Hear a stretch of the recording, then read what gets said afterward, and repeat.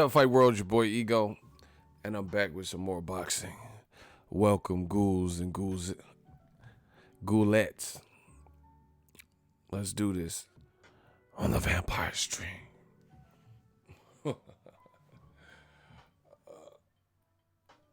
Oh, we got some things to talk about.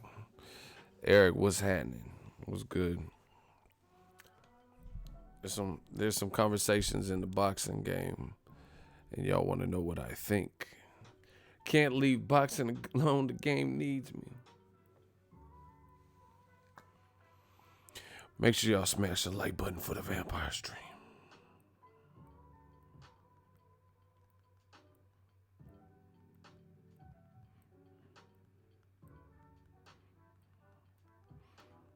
Welcome to the Vampire Stream. He said Triple G looks worse now that Murata lost. The Vampire. Oh, Young Gun, that's a good point. The Vampire Stream in October. Yeah. Real close to Halloween. Yeah. This year's going by fast, too. What the fuck? But we back. We motivated. I don't know how long I'm going to go on this Vampire Stream. So what do you say we get started? You know, some people be sleeping right now, but we up. Shout out to Alan. All right, let's first start off with Terrence Crawford versus Errol Spence. Listen, a lot of people been hitting me up out of nowhere asking me about this particular fight. So I want to give my thoughts. Honestly, Errol Spence is a beast, and Terrence Crawford is a beast. Right? That's my thoughts. Now, I'm going to stay true to what I've been saying. See what's happening. Let me break it down to you because, you know, these are just my thoughts. Just my thoughts, people. What's going on, I see it unfolding. Right? Now, what's happening is, I've already said this, but maybe some of y'all didn't catch the video. Crawford is about that life. Errol Spence is about that life. Now there's conversations being had by the fans accusing the other person of not being about that life. You know why? Because the other people in the division that haven't been about that life and wanted to fight them and or call them out and or made any motions to fight either Crawford or Spence, now we're leaving it to the two that are about that life to try to clean up the mess, and now people are at each other's throats. You got fans, you know, me, I'm a fan. I know both. I'm a fan of both, you know, and that's not the reason. I'm a fan of what they do in the ring, you know. I've been doing this so long. You have to separate your personal relationships from the business side.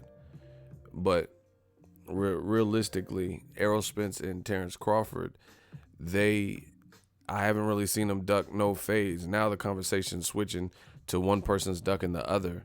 You know, Crawford has a fight, which I covered. I covered Crawford's last fight. Errol Spence has a fight. I covered his last fight, right?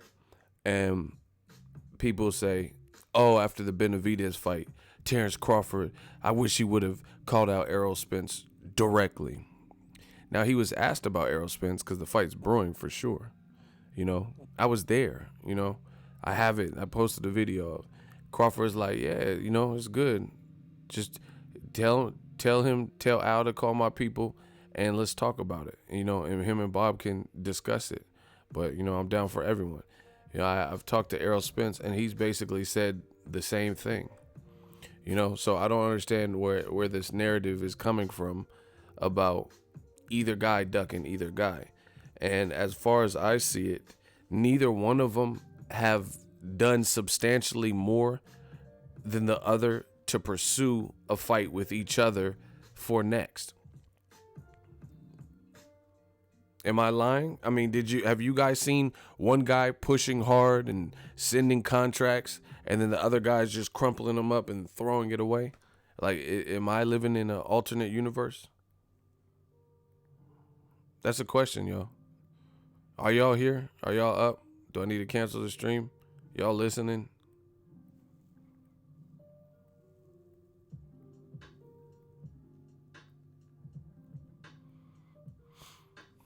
Ronald Finkley. I know they're not going to fight next. They just been posturing. So that's what I'm saying. What are people talking about? Like, I don't understand. I don't get this whole... Y'all do this every so often. Like, when I just be deep in thought, y'all just listen and don't put none. I'm thinking I'm talking to a room to myself. But, I mean, I haven't really seen... I've seen them both express wanting to fight each other. And beyond that, I haven't seen any guy going, like basically they all been turning in their homework assignments, be it fighting other opponents and or speaking on the other person. No one has done extra credit from what I've seen. Nobody has just went so far above and beyond to persuade or pursue or lasso the other fight. You know what I'm saying? Like Wilder, he said he was going to smoke out Joshua. Has Crawford smoked out Errol Spence? Has Errol Spence smoked out Crawford? No. Like, you know, beyond just talking about the potential of the fight, neither guy has done more than that. You get what I'm saying? And people tend to get gassed up. People tend to get gassed up over a couple of things. Like Crawford he said, I was at his last fight. I got the video. I got the video. Crawford said, "Tell Al to call my people. I'm good. I'm down to fight whoever. Tell him to, you know, like hash it out." That's what he said. I posted the video. So, you know, I don't understand what people are talking about. Like, he didn't say like, "Oh, I'm gonna be at Errol Spence's next fight," or you know, he said, "I'm down to fight whoever." You know, call Al or tell Al to call Bob and let them handle it. Like, it's that simple. Same thing with Errol Spence. I've heard him he was on The Breakfast Club, a nationally syndicated, you know, radio show. And he's like, "Oh yeah, me and Crawford, we definitely gonna get that in. You know, we can line that up." That's literally what he said. So fans are tripping. Now, this is the part that kills me. If y'all want to know what kills me in the sport of boxing, can I get a hell yeah? Let me get a hell yeah. I got to make sure y'all with me. We going to get to Eddie Hearns in a minute. Shout out to Ronald Finkley. This is the part that kills me. We still got fucking fights in boxing that are been lingering long. Remember Pineapple Express? You're a lingerer. We got fights that have been lingering on longer than this. We have to keep in mind, Terrence Crawford, you know, he's a beast. But he got 2 fights at welterweight. He just came to this division. We have fights with 2 motherfuckers in the same division that has been lingering on longer than this. And now all of a sudden for a fight that's really kind of premature, you know, with Crawford and Errol Spence. Not saying I wouldn't want to see it, but see, that to me, that's the Avengers Infinity War fight at welterweight. If they're the last 2 standing, I want to see them fight for all the Infinity Stones. You know what I'm saying? But we got fights that Wilder and Joshua have been going on longer than this. You know, Triple G, Charlo, Keith Thurman, and Spence. So what are people talking about? You know what I'm saying? Like, we haven't even seen Triple G versus Charlo's been Triple G versus really anyone except for Canelo. Danny Jacobs rematch. Triple G versus Charlo. These all have been lingering on because Charlo's been in the division, you know, probably longer than Crawford. I mean, Crawford just came in the division this year. I don't know exactly when Charlo moved up to middleweight. You know what I'm saying? Wilder Joshua, excuse me. All these fights have been lingering on a lot longer than Spence Crawford. But I'm telling you, what's happening is the new Black Murderers Road 2.0. Because other people have found ways to not really call them out, right? Now we're trying to pit them against each other. Me, I'm down to see the fight. I'm not afraid. You know, I don't lose. I want to see a good fight. But I want to see them, if they can be the last man standing, you know, and then fight for all the, the infinity glove with all the infinity stones. I have no problem with that. You know why? Because there'll be no excuses. No fucking excuses. Crawford, let him get past Jeff Hearn. Let him get past Jose Benavidez. Let him clean up his side, just like Errol Spence was saying. Let him fight Mean Machine, and maybe another, I don't know, whoever. Mikey Garcia, Danny Garcia, if they can make that fight, or whatever they can do. I don't know what Top Rank does because they don't have most of the welterweights, but something like that. And then if Crawford gets past those, then you and Errol Spence both would be winning if that's the case. And then y'all fight for everything. I have no problem with that. But people are trying to prematurely create this situation. Same thing with Spence. People go from, this is what I'm telling you, man. I study all the fake shit in boxing, all of it. Like from the casuals to, the diehard. I study, I observe. Peep this. You got motherfuckers. Y'all ready? Man, I'm about to drop gems. I don't even know if y'all ready. Y'all want me to drop gems? If y'all want me to drop some gems, y'all got to motivate me. This shit ain't free. I could be doing, instead of talking about this nonsense, I could be talking about a million other things. See, Cali, that's part of the problem. That's part of the problem. He said, where's Keith Thurman? Exactly. So just because Keith Thurman has gracefully kind of bowed out of really even top level competition based on inactivity from an injury that he probably has recovered from now, right? So we just skip. Okay, cool. Keith Thurman don't want it. He still has a belt, and he's already over that. See, Crawford and Spence, they are on two different promoters. I'm not reinventing the wheel.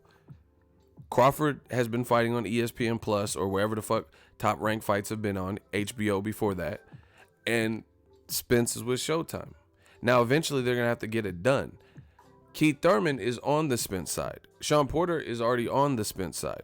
Danny Garcia is already on the Spence side. You know what I'm saying? So those fights should have been made based on Errol Spence pursuing those. So, I'm not going to just skim past it and glaze over it that Keith Thurman as a champion has not really recently fulfilled his duty. He was on a good track. He has stepped up his competition, wasn't fighting the top names because he couldn't get them. Then he fought Sean Porter, came out victorious in a good fight, did good attendance, good viewership. Then later on, he unified with Danny Garcia. He won that fight, I thought. Hurt Danny Garcia in the first 2 rounds. Then he just kind of got on his bicycle and just tried to box a little bit. Cool, he won. And then that's where it just dissipated. He's like, I don't know if he got content because he got married. I don't know. But now I'm not just going to skim past that. Errol Spence's first target that I remember with a name where he was linked to somebody, it was Keith Thurman. But people want to stop the bleeding on Keith Thurman and then, they don't want to be bothered with that bandage and they just want to jump to Terrence Crawford, who's across the street. No. Because even without Keith Thurman, there's still Danny Garcia and Sean Porter and Amir Khan, who are kind of on that side. I don't know about Amir Khan, that's why I said kind of. Amir Khan talked about fighting Spence. That's a name. Sean Porter, Spence got in the ring, said he want that work, and he looked pretty big next to Spence. Next to Porter. Danny Garcia, Spence has been looking for that work. You know what I'm saying? So even beyond Keith Thurman, how does everyone else get a pass, but everything falls on Spence and Crawford? We not doing that. How does that work? Crawford just got to this motherfucker. And then see, these young boys can't beat me. This is why they can't beat me. Because I'm a reporter with a memory. I remember little key things. I'm at the fights. I cover fights. I know some of these fighters. I remember covering Julius Ndongo. I covered that fight too. It was in Lincoln, Nebraska. And at the press conference, guess what? Do y'all want to know what happened?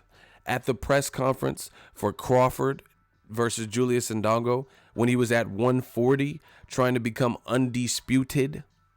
Do you guys want to know what happened? Let me know in the comment section if you want to know. See, I'm not Jason Bourne. My memory is on point. You know, I don't have dementia. You know, knock on wood. And I'm not saying that being facetious. I'm being real. Like, my memory is pretty solid. Right? Do you want to know what Terrence Crawford said ahead of the Julius Ndongo? You want me to tell you? Okay. Eric wanted me to tell him. Ronald Finkley wanted me to tell him. Randy wanted me to tell him. I have the tape. It's on the memory card. It's on my computer, wherever. It's on my YouTube channel. Terrence Crawford, before he was facing Julius Ndongo, Top Rank had this press conference for the Ndongo fight, and Crawford called out Keith Thurman. He didn't. They said you're considering moving up to 147. He was like, yeah. Who would you like to fight? And if you guys match up the dates, I'm not going to do all this off the top of my head. My memory is on point, but I don't know. I want to say Spence was already a champion, but so was Keith Thurman.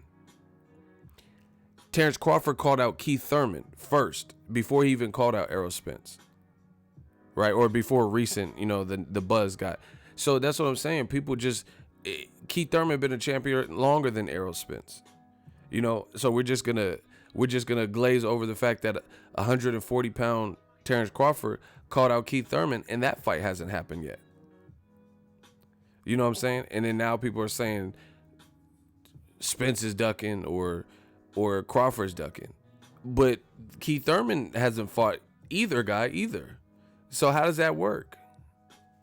What's happening is, I'm telling y'all, shout out to my dude, Real Brother 32. I'm going to get to your super chat in a second.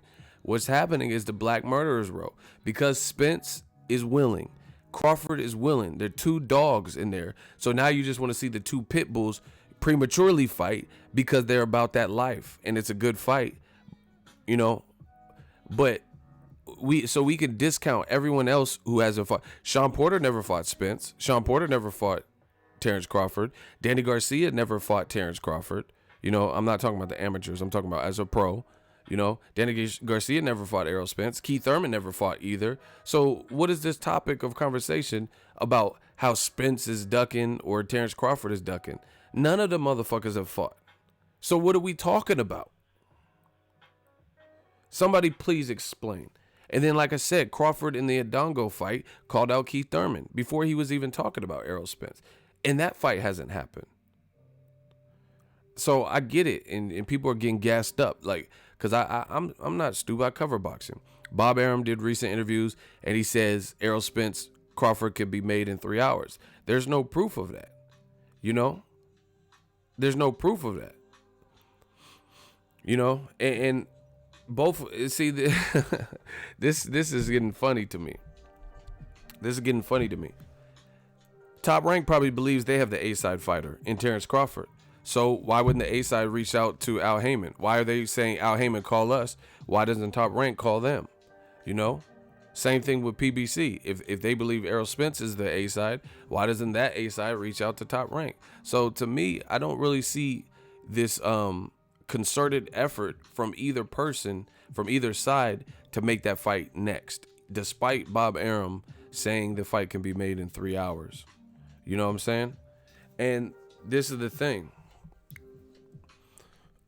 Top Rank's cool. Like, I go to their fights and stuff.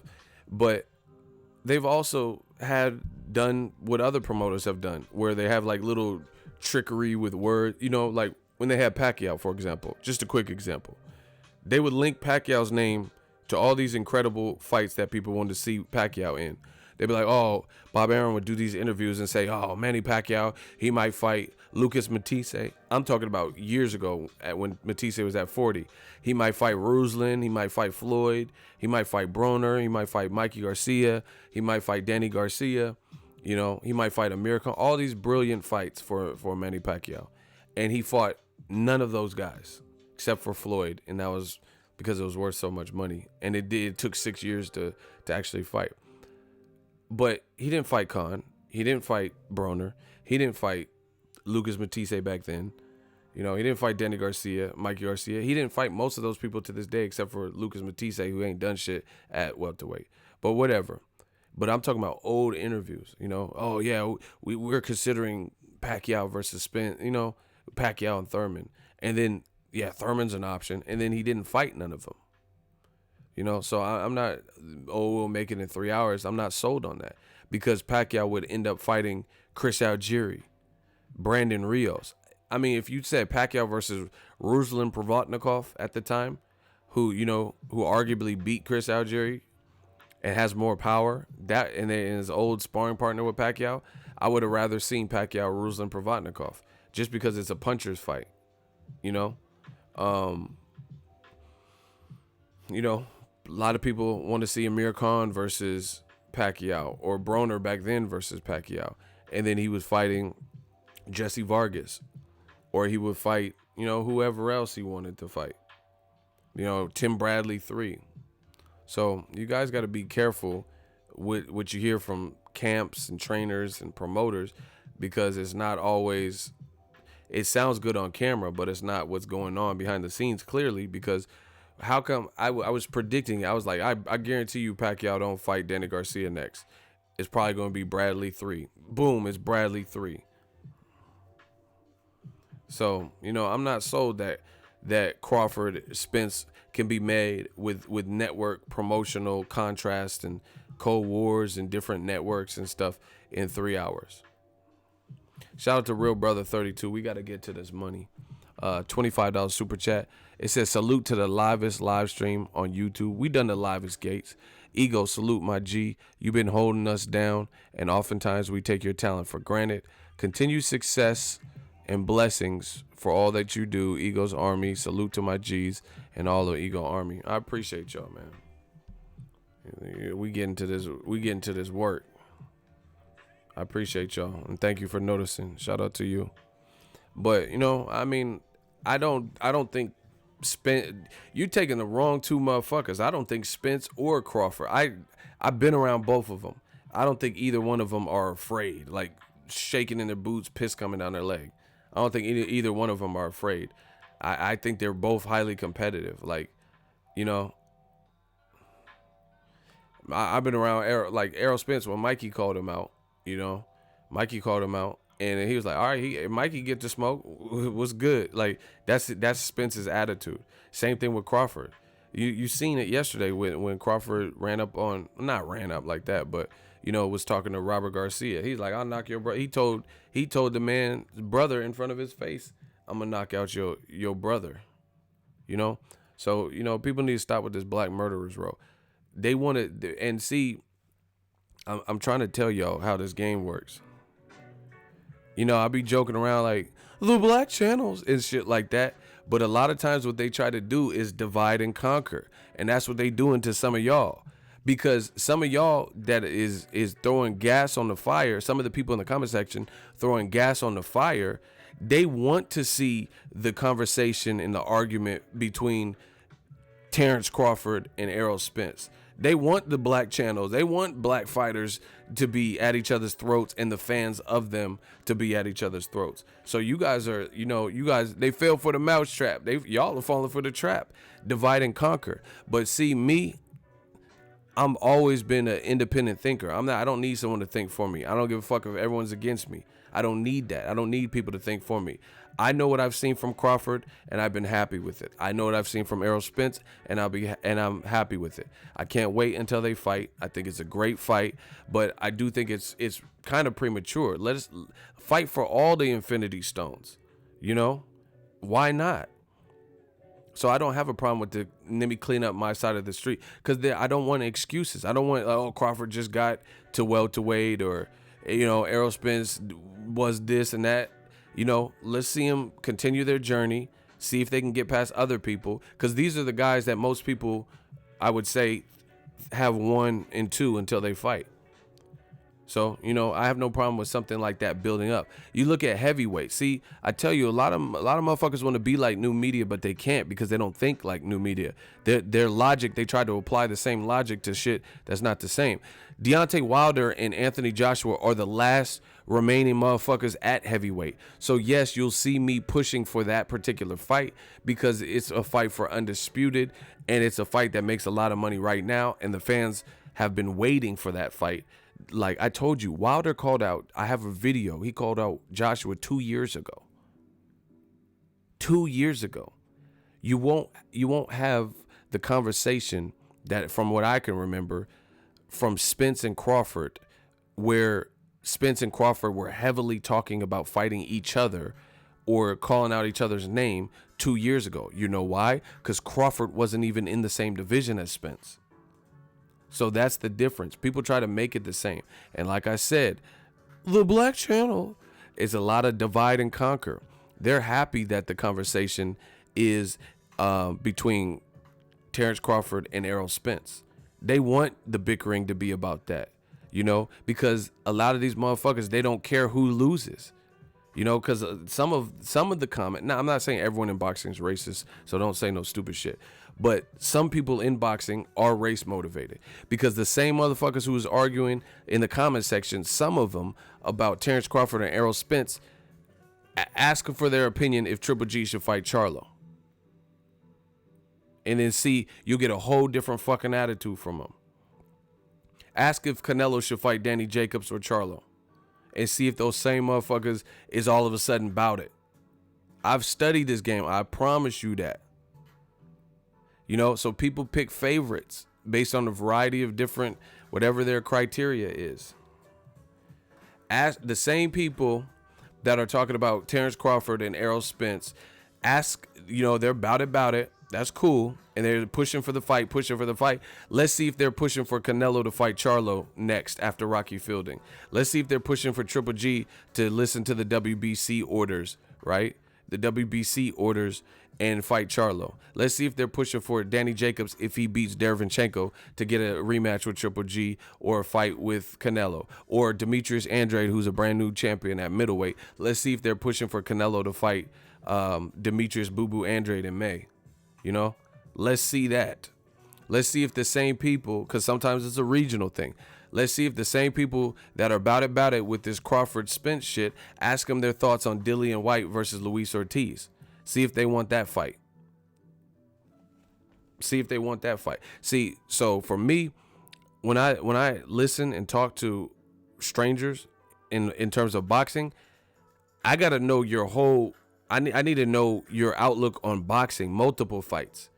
Because the fake fucking part about it is, if it's a fight that a lot of these people feel confident that their fighter will win, then they push for it. But they not pushing for other fights. Like, they'll push for Lomachenko versus Gervonta Tank Davis because they think Lomachenko would beat Tank Davis. I think that's a good fight, but I'm just talking about their perception. But the same motherfuckers aren't pushing for Mikey Garcia versus Lomachenko,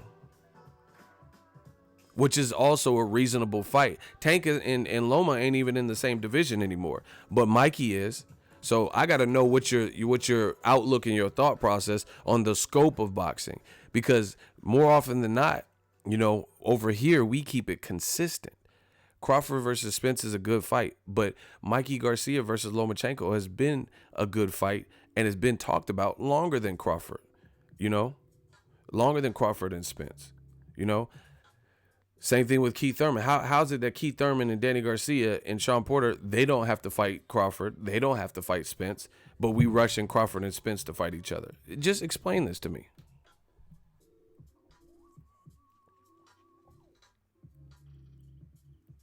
Make sure y'all smash the like button. I've studied this game. I'm trying to tell y'all. Motherfuckers would say Canelo needs to fight Mayweather, who already dog walked him.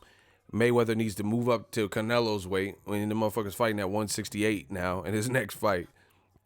So Canelo can have the youth and size advantage in hopes that he beats Mayweather, but they don't want to talk about Andre getting the shot.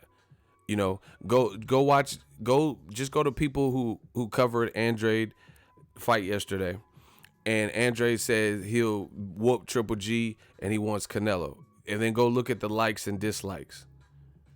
Go look at the dislikes when Andrade's calling out Canelo. But then if Canelo does a video where he says, "Oh, Mayweather, it'll be different now. Come up to 160 and fight me. You're jealous of my money."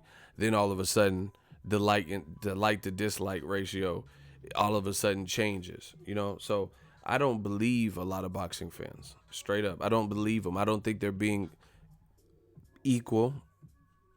If it's about their fighter in a dangerous fight, then all of a sudden you see them switch. Me, I keep it a buck. I just want to see good fights, you know, and there's a time and place for fights to make. I mean, I'm realistic. I just can't understand why people are so hell-bent on Crawford Spence. And Crawford just got to the division, you know, and this is the other fake part about it. Some people say Spence don't have no resume. You know, some people, "Oh, I'm not impressed with Crawford or Spence's resume." They say this. This is how I know who's faking and who's not. They say, I'm not saying this in my thoughts. I'm telling you what casuals I've heard them say. They said, "I'm not impressed. Oh, who is Crawford beat? He just beat Gamboa." You know, they say stuff like that. "Oh, I mean, who is Spence beat? He beat Kell Brook after Kell Brook got his eye hurt by Triple G." So if you don't believe in one or both of the guys' resume, then why are you in such a rush to see it right now? You know, let them have resume builder fights, legacy fights, like, you know, Sean Porter versus Spence, Danny Garcia, big name versus Spence, you know, Amir Khan versus Terrence Crawford or some shit like that. Amir Khan, Terrence Crawford versus Mean Machine, you know, Jamal James, whoever they can get, you know, to keep showing and proving different styles, what Crawford is made of at 147. So now when we're seeing it, we're seeing the absolute best. You see what I'm saying? They don't want that. They just want to rush it because they don't care who wins, lose. They don't care about anything. They just, you know, pick your poison. And that's the real scoop. So that's my thoughts on the Spence Crawford. Of course I want to see it. I'm a boxing fan, you know. I know them both. I would watch that as a fan. You know, I would want to see the outcome because they both have a lot of the same energy. And that's what I think makes it so compelling, is that they're both dogs in there and they're both competitive. I talked to Andre Ward and I interviewed him and I posted the video for you guys. He said almost virtually the same thing. I don't know. I don't know how to pick that one. It's a 50-50 fight. So, of course, we want to see 50-50 fights. But how has everyone else let off the hook, you know? So Keith Thurman been had 2 belts in the division, and Crawford got 2 fights in the division. You know, I know Thurman don't have 2 belts now, but I'm saying for the longest he had 2 belts, right? So how we just, because we don't know what's up with him, he gets let off the hook, and then now we have the 2 that have showed the no fear mentality. Now all of a sudden we're accusing them of ducking each other. That's where the game's at right now. You know, this shit is sad. This shit is real sad. The 2 people who had the most, who have expressed the most willingness to test themselves and like call out people and fight the best, now people are playing the sides of who's ducking who between Crawford and Spence. But knowing that's not the case, and knowing like Terrence Crawford, who's really calling him out? Jose Benavidez, he just got the opportunity and he came up short. You know, Mikey Garcia is calling out Spence, but Mikey Garcia hasn't been really calling out Terrence Crawford. Facts. If you have a call out where Mikey Garcia was like, "I would love to fight Crawford next, send me the link. I'll give you $25. I'll give you $25 PayPal right now. If you could send me a link in the last 3 months where Mikey Garcia called out a fight for Terrence Crawford, not where the fight's being discussed, where he called him out and says, I want that work next. I'll wait.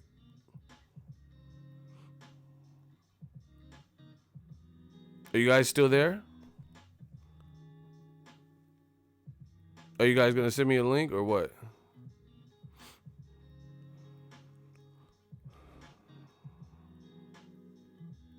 Here's another thing. The funny thing is this: people keep saying Crawford Spence, right? Oh, Crawford Spence, so and so's ducking. Let me put some more shit in perspective. Amir Khan said he'll fight Errol Spence. He would love to fight Errol Spence. He would love to fight Keith Thurman. He wants to fight Floyd Mayweather. He wants to fight Pacquiao, right? I don't know about Sean Porter. I don't know if he really said that about Sean Porter. But everyone else I heard Amir Khan talk about. He just fought Phil LaGreco and Samuel Vargas. So that's what I'm saying. This was fucked up about boxing. So where's the pressure? So Khan has heart. We all know that.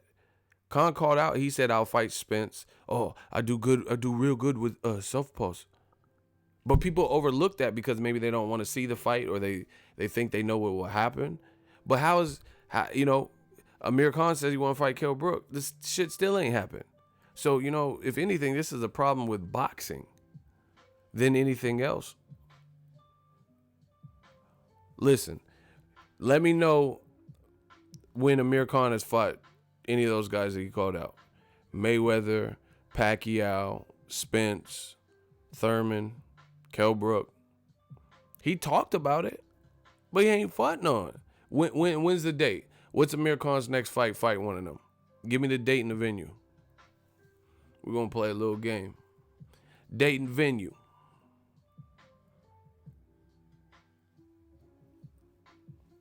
Hello?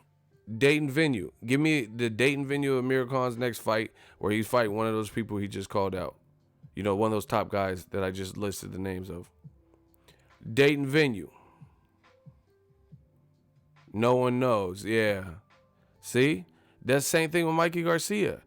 And I don't have nothing against any of these fighters, but I'm just saying a lot of guys have. Mikey Garcia done called out everyone. Well, not everyone, but because I don't remember him calling out Terrence Crawford. He said he'll fight Errol Spence. We don't have an official date and venue for that fight. So I don't know. I'm not saying these guys wouldn't fight, but I'm just saying like we got to hold people to all the same standards. He talked about fighting Lomachenko. Shit ain't happened. So what are we talking about?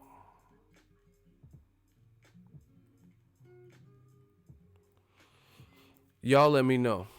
The Lomachenko fight with Mike Garcia ain't happened, but he says he wants it. Errol Spence fight was supposed to happen, or they said it could happen in December. Still ain't happened or been announced. So, obviously it's boxing. Boxing gets in each other's way, and maybe some of these fights take time. I don't know. But people keep reverting to attacking the individual fighters who have showed us historically that they're willing to fight good fights. So you motherfuckers might as well see. Someone says Mikey don't want Loma. I think he would fight Loma. I don't know if Top Rank wants that, but I don't know because either way, the shit ain't happened. You know what I'm saying? So there's a lot of shit misused in the sport of boxing, and a lot of people getting passes. And what people are doing is the people that are getting passes, we're just skipping on to the next person, and after giving those person the pass, that's not how the game should work. If me and five of y'all from Eagles Army are all driving 78 miles an hour, 80 miles an hour on the freeway, doing over the speed limit, right? And I get pulled over and they let me off, and Will Smith get pulled over and they let him off, but then the remaining three of y'all that get pulled over, y'all get tickets. That's not how it's supposed to work. We all committed the same crime. We all supposed to get the same type of sentencing and similar punishments. But that's not what happened in boxing. That's not what's happening. Keith Thurman, he just, as a champion, he ain't fought no mandatory in a minute. The last thing he did was March of last year. Said he's going to come back at the end of the year. That didn't happen. So we just give it a pass. Okay, get out of jail free card. Mikey Garcia called out a bunch of people with fights that haven't happened or been announced as of right now. As of today, me recording this live stream has not happened. Saint Lomachenko called out Mikey. Shit ain't happen. He called out Tank. Shit ain't happen. So, you know, there's a lot of fights in boxing where someone calls out. That's why I'm not concerned with that, you know? Because a lot of people say whatever they want, but it's bigger than that. You know, Freddie Roach made it seem like he was down to fight certain people and with Pacquiao. And then this shit didn't happen. So what are we talking about? Ego. Shout out to Real Brother 32. Another $10 super chat. Money Gang. Ego, YouTube updated your algorithm because I watched several commercials in your Hearn video. You should take a quick poll to see if others have more frequent commercials in your videos. Salute, OG. That's weird. You're saying there was more commercials than normal? Or what?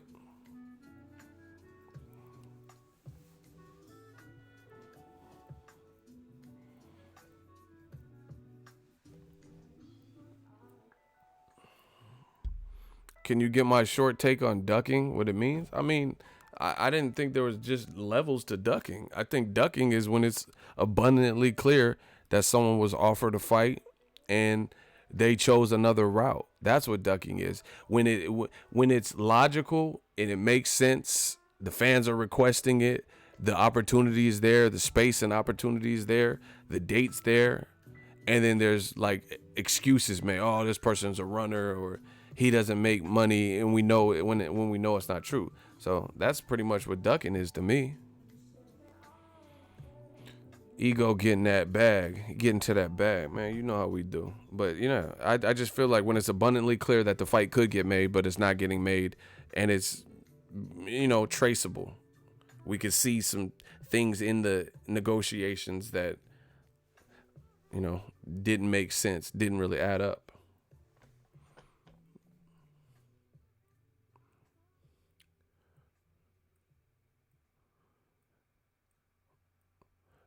Money Gang. That's my thoughts on the Terrence Crawford situation with Errol Spence. I think they're both terrific fighters, and people are pitting them against each other because they've both showed the willingness to fight whoever. So now people are trying to egg it on. And some of y'all don't understand. Some of y'all getting egged on by people who don't give a fuck about no code of ethics in boxing, meaning they're not holding the fighters they like to the same standard.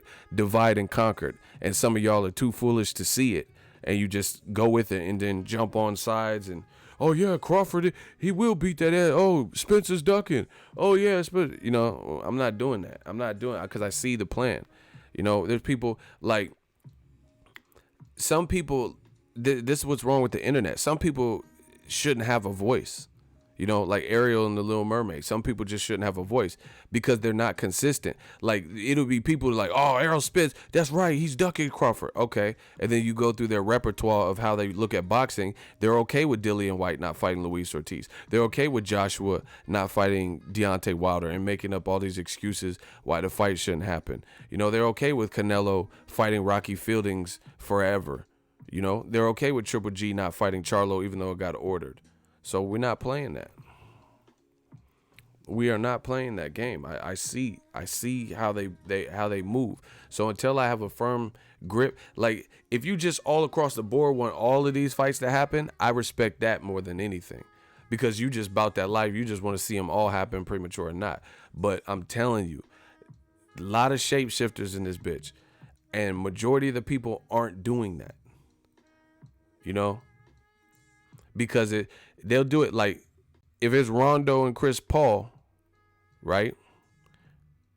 If it's Rondo and Chris Paul, they want to watch that fight. But if it's someone they like the LeBron and Kyrie, they don't want to watch them fight. You see what I'm saying? But if it's two guys expendable guys they don't like.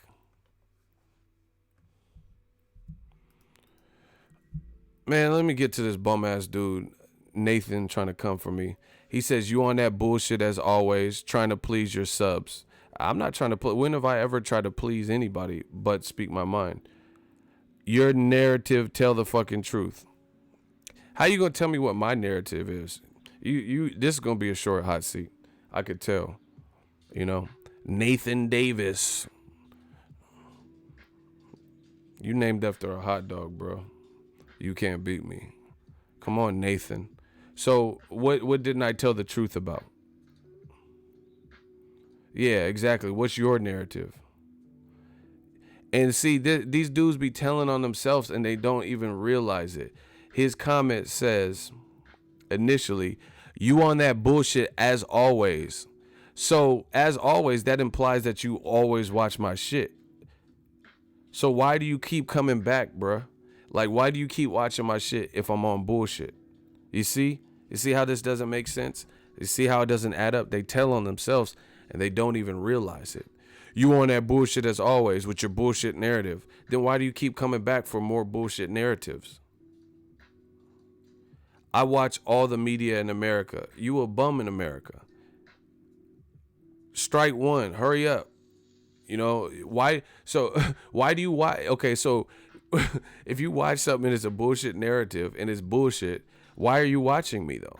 That doesn't even make sense. So something that's clearly wasting your time and it's full of lies and it's full of bullshit that's not telling the truth, you're gonna waste the time in your day. Like what do you do for a living, man?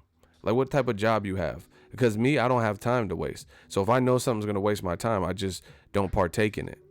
You know, like if someone's having a house party and I know it's shit's gonna be whack, then I'm not going. Why would I go to a house party? I'm like, damn, every time Kenny has a house party, nobody shows up. And, you know, there's never any food and no bitches. Why would I go? Why would I go to that house party? You look dumb and it looks like you trolling. Hurry up. Come on, Nathan. You're supposed to be hot, dog. Get it? I said, Nathan, hot dog bars. Let's get it. Where's Nathan at? Step right up. Dude, they show up to the house party that they know is consistently boring and horrible. Who ain't got no bitches? You know, you're always on that bullshit, but I keep watching. You see how stupid that is? He said, am I even from America? Strike two. You just saying a bunch of bullshit. I live in the UK. Nobody gives a shit where you're from. Just amazes me how you manage to twist everything. Only fuck with someone else's channel. One that calls you on your... Block this dude, bro. You said you still didn't say what was fake, though. You know, nothing you said explained to me what was fake. Get Nathan Davis, the bum, out of here. Pack of bums. It sounds like you come to solicit more than explain what I said that was wrong.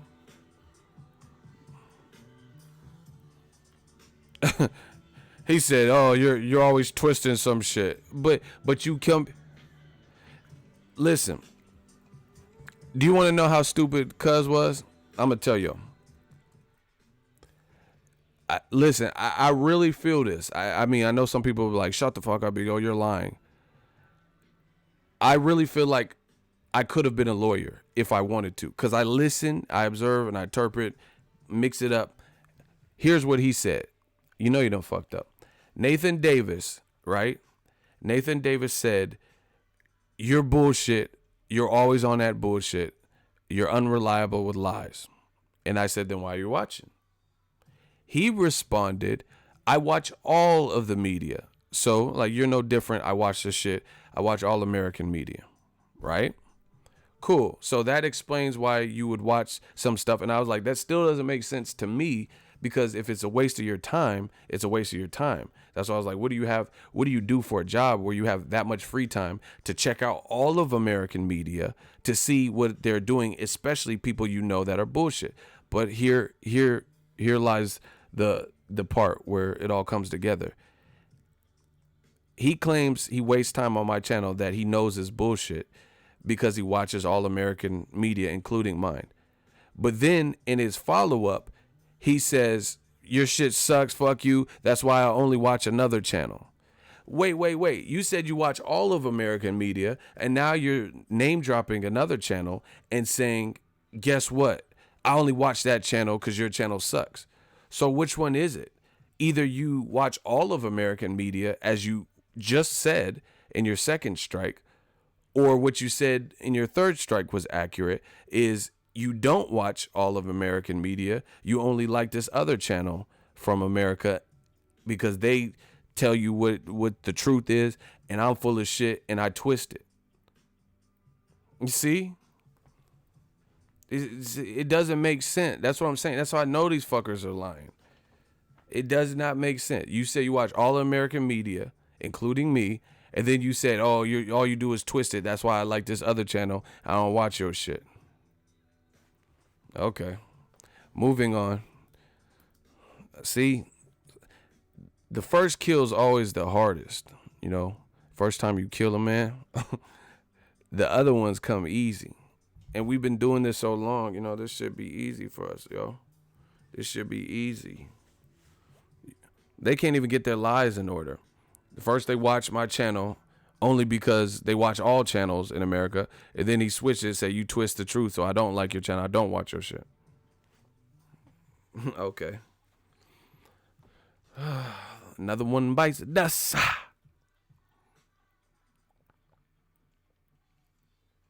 All this killing has me parched. Anyway, once again, just so you guys see, we're just going to keep reiterating. You notice he didn't say what I factually said. He said I'm lies, I'm bullshit, and I twist stuff. But in all of his episodes, all of his clapbacks, he did not once tell you what the lie was or my twisted narrative and come up with a better narrative. You see how this works? All we're asking for is show receipts. If this narrative sucks, it's full of lies, I'm bullshit, fine.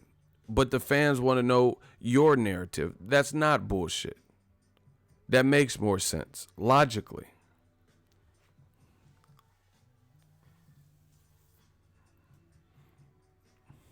We ain't fucking with y'all.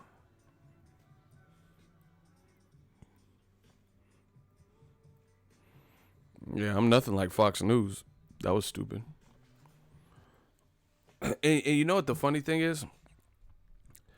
Motherfuckers say all this stuff about your channel. That's how you know when you're winning. They say all this stuff about your channel. Why aren't you a successful channel then? If everything I say is twisted narrative, I'm doing well.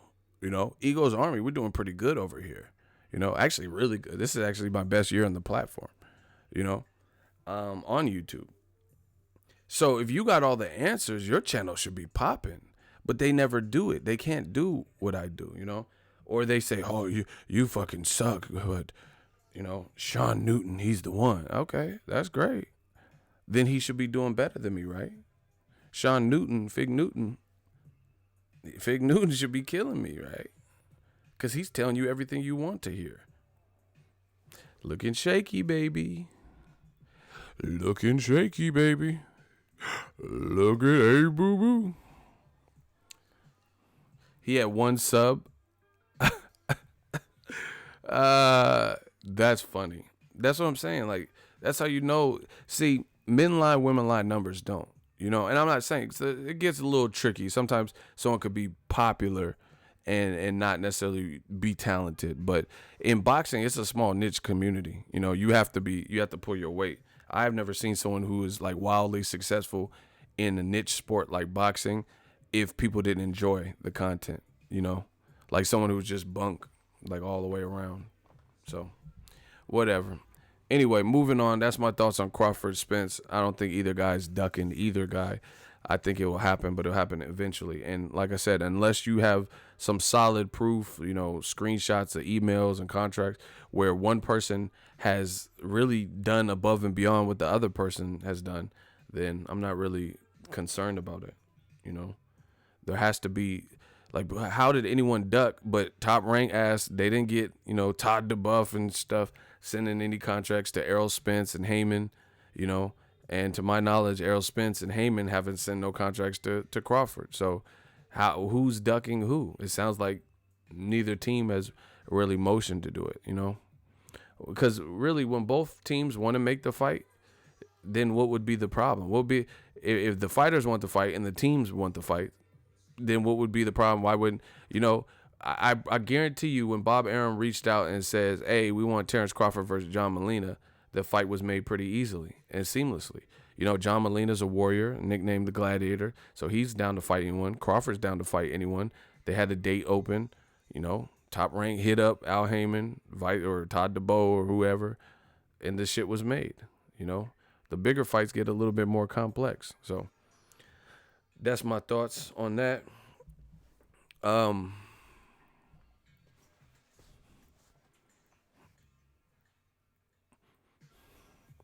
I want to see Spence Crawford now, but it's true you almost have to act like you don't. Damn, that's going fast.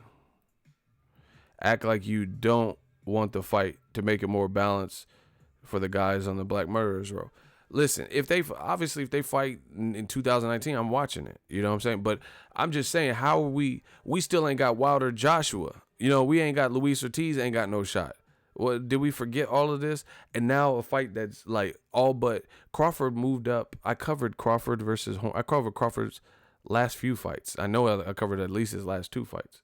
At least. You know, it might have been even more than that. So he just fought Jeff Hearn, I don't know, May, some shit.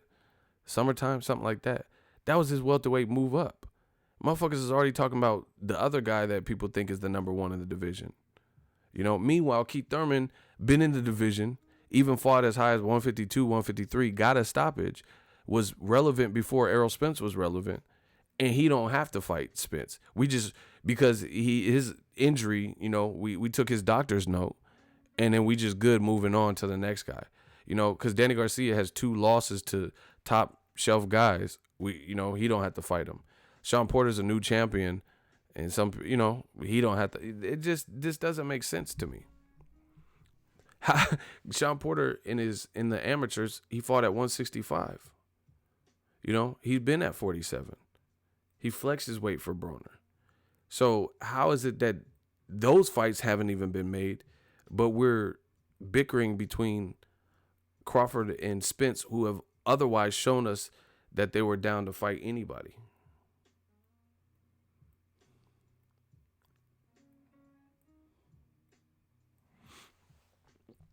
You know, so that's my 2 cents on it. Now let's talk about Eddie Hearns. Hold on, we might not be talking about shit. It depends where these likes is at. Y'all been sleeping on the likes. You know, this algorithm already not sending notifications to fuckers.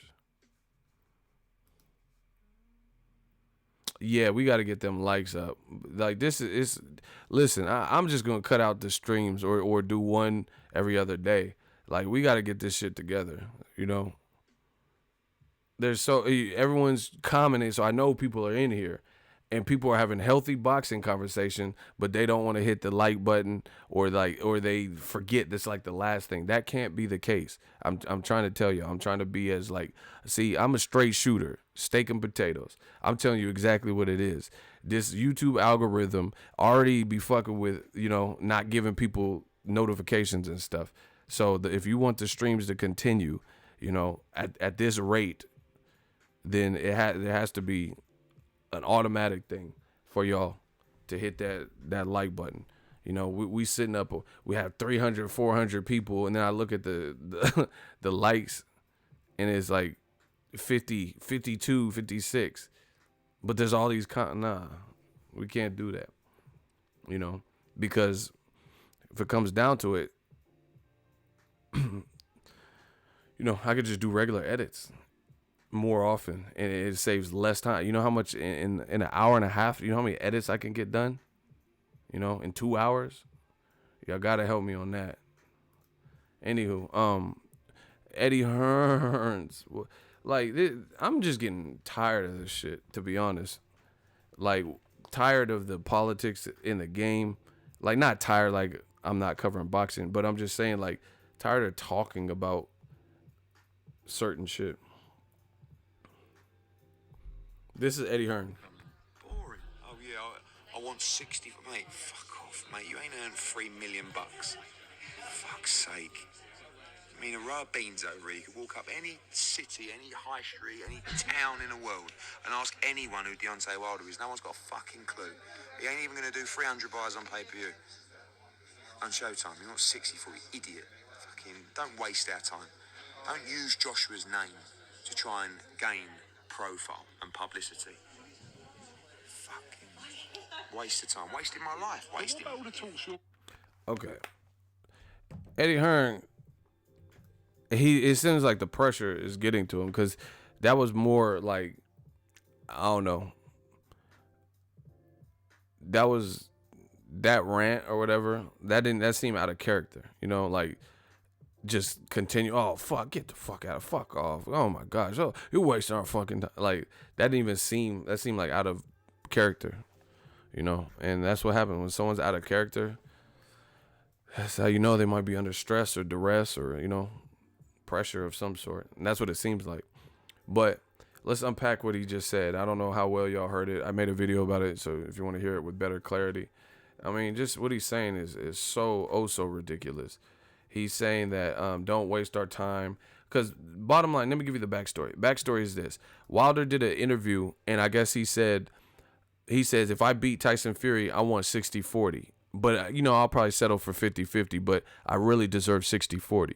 So at the DAZN card yesterday, Eddie Hearn was responding to Wilder, suggesting that he would be worth 60-40, But one, if you're going to quote someone, you got to quote the full sentence. Wilder said he would do 50-50, which is what he's maintained. But he's saying, to be honest, if I beat Tyson Fury, I'm really worth 60-40 in that quick. Because he's basically saying I would be the A side, right? And then you hear this like profanity-laced rant from Eddie Hearn. Stop wasting our time. Oh my God, 60-40. You haven't even made $3 million, idiot. Oh my God. First of all, you're doing all that. I honestly feel if Wilder was in front of you, you wouldn't talk in that manner. You know what I'm saying? So I think that's why it seems out of character. If Wilder was there, you'd be all like buddy and like laughing and like, oh, come on, Joshua, get, it's going to be different. Just like Terrence Crawford and Robert Garcia, Robert Garcia was probably like, oh, Mikey, he'll knock out Crawford. And then when Crawford was right there, it was like more cordial, So that part to me, they keep the same energy. You going to really just, when Wilder's right in front of you and, looking down on you because Wilder is taller, and you're just going to be like, oh, fuck off, the fuck out of here. What you talking about? And I don't know. I just don't see him carrying on like that. But beyond that, let's unpack what he said. He said Wilder hasn't made $3 million. Once again, all of this is useless information. I don't care how much money Wilder makes. I don't care how much Joshua makes. I don't care what their favorite cereal is. I don't care who they're dating. None of that really matters. I'm not Wilder's accountant. I'm not we don't have like a joint account. I could care less how much he's making. What I do care about as a reporter and as a boxing fan is the fights. The fights I'm covering, the fights that I'm building up, helping build up, the fights that we get to witness, the history, the legacy, So anytime where it's like this excess money talk out of nowhere, you got to question it, unless it's like something extreme. Like I remember Floyd Mayweather got called out by Luis Collazo. And Luis Collazo was like, yeah, Floyd, let's give the fans what they want. Come to Brooklyn, Floyd. We know that's not going to happen. Why would Floyd, he making all this money for Las Vegas, why would he come to Brooklyn? Obviously, New Yorkers would probably be happy to see Floyd fight out there, but he's not going to come to Brooklyn for Luis Ortiz because he beat Victor Ortiz by stoppage when Mayweather beat Victor Ortiz by stoppage years before. You know what I'm saying? So it has to be within reason. Now, Joshua Wilder, they're on the same stratosphere, as far as I'm concerned, especially if Wilder beats Tyson Fury, I'm not doing no hot seats right now. They're all bums, pack of bums. So, it's just, it's getting crazy, and it seems like the pressure might be starting to amount with Eddie Hearns, because that didn't even seem like in character for him to be like, oh, what the fuck? I mean, come on, fuck's sake. Oh, fuck. Like, he was just like, why are you so angry? Like, it just seemed out of place to me. Oh, because maybe he's just saying it, I don't know. But if that's what he really thinks, please don't waste my fucking time. I'm really fucking busy, So, idiot. Fucking don't waste our time. Don't use Joshua's name to try and gain profile and publicity. Okay, that's the other thing. Eddie Hearn, like the stuff Eddie Hearn be saying is like complete contradictory statements. He just said, don't use Wilder, don't use Joshua's name for profile and publicity. What are you going to do to that man Wilder if he does use Joshua's name? Do you get what I'm saying? Like, you can't stop somebody from, you know, it's a free country. What are you going to do to Wilder if he wants to keep calling out Joshua? Do you get what I'm saying? Like, that's just the most simplistic of things. So if Wilder wants to keep calling out Joshua and the fans is with it, you know, Eddie Hearn's like, don't use Joshua's name. What? What are you gonna do? What would you do to Wilder to prevent him? You can't sue. You're gonna sue him, a cease and desist. You know, like what could you do to somebody who's constantly using his name? But beyond that is Eddie Hearn has done more tame interviews where he applauded, and Barry Hearn applauded Wilder for raising his profile on the back of Joshua's name. That's exactly, like, literally, Barry Hearn was fishing, I think it was that video, and he says, oh yeah, AJ's not really known in America, and Wilder, he's built quite the profile for himself off the back of Joshua's name. Do you get what I'm saying? And then now he's saying, don't use his name. So, but just help me out. I know I can't be crazy, guys. He just said, don't, this is why I'm saying it's like a walking contradiction. He just said in previous interviews, him and his dad said that Joshua, his name is being used, Wilder's piggybacked off of Joshua's name, and it's raised his profile. Now you're saying in the same sentence, see, I tell you, I could have been a lawyer. He says that's like a 30-second minute clip or whatever, you know, a minute to 30-second clip. He says, if you go down any townhouse, any block, any street, any borough, nobody knows who Wilder is. But then 10 seconds later, he says, don't use so-and-so's name trying to piggyback. So why do you care if he's using his name if it's not working? Does that make any sense to you? He says nobody knows Wilder and who he is, but then you're complaining that he's piggybacking off of Joshua's name. So why are you complaining? It's not working because no one knows him. So you don't believe that. That means you don't believe it. That has to mean that. That means you have to believe. You know, how you say no one knows him, but then you're mad that he's using Joshua's name to raise his brand. That's a contradiction. Somebody, let's do a hot seat. Somebody explain that. Everybody understand the question?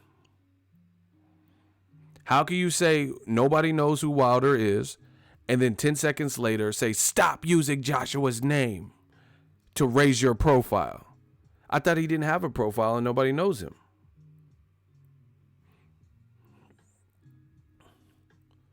How do you in the hot seat? You want to play games? Let's play. I'm Jigsaw from Saw. I want to play a game. You've spent your life protecting AJ. Now, let's play a game. Grab your popcorn. How do? Answer the question. And if you get past this round, I'll answer whatever question you talking about.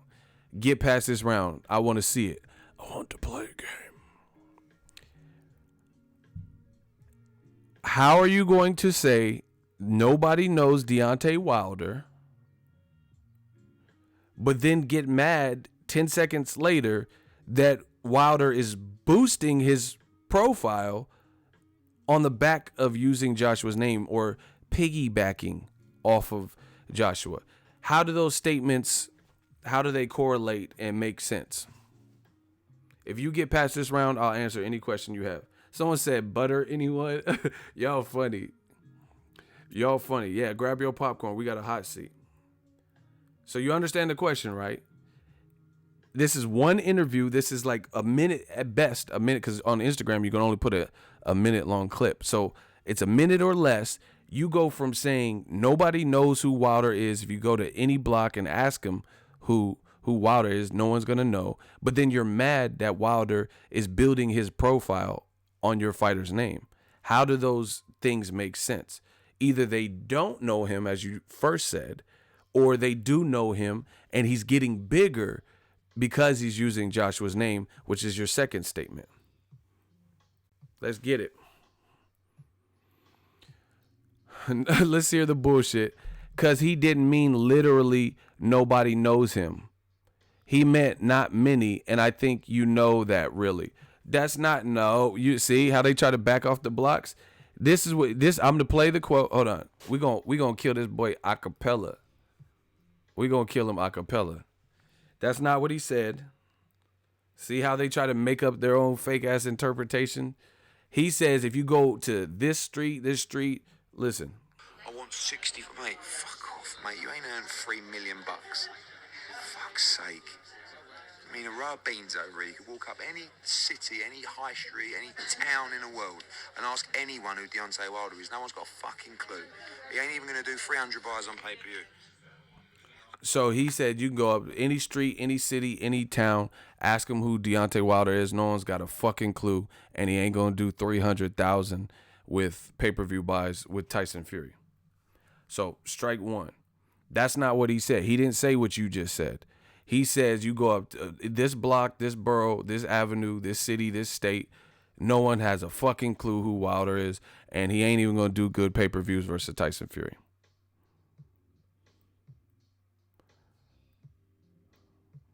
So you're saying, now you're trying to say that he didn't mean it literally. He didn't say, haha, just kidding. And what would be the point of saying it that intently and intense if you didn't mean it literally? He said go up any city, state, zip code, any borough, any region, basically, and no one has a fucking idea who Wilder is. And he ain't going to do good numbers on top of that on pay-per-view. So how didn't he mean it literally? See? You got to make it out the round one. I told you. I'll answer anything you say. On Showtime, you want 64 and ask anyone, any town in the world, any high street, any city, any high street, any beans over here. You could walk up any. You could walk up any city, any high street, any town in the world. Any city, ask anyone who, any high street, any town in the world, and ask anyone who Deontay Wilder is. World, and ask anyone who Deontay Wilder is. No one's got a fucking clue. He ain't even going to do 300. So how is that not literal? He means not many. Of course, boxing fans know him. Then why is he saying it that harshly? You're not doing good in here, feller. What's your name, fella? You're not doing good in this hot seat. Breathe. I know you trembling, but just breathe. Breathe. It's okay. You said he means not many. Okay, so that's not what he said, and he sounded pretty harsh as he was saying. He said go up any high street, any city, any town, and no one has a fucking clue. He said any. So if I go to Alabama, that's a city. So no one knows, or actually that's a state. But if I go to where he's from, you know what I'm saying? Nobody knows who he is. If I go to Brooklyn, no one knows who he is. It's looking shaky. Looking shaky. You got to say something.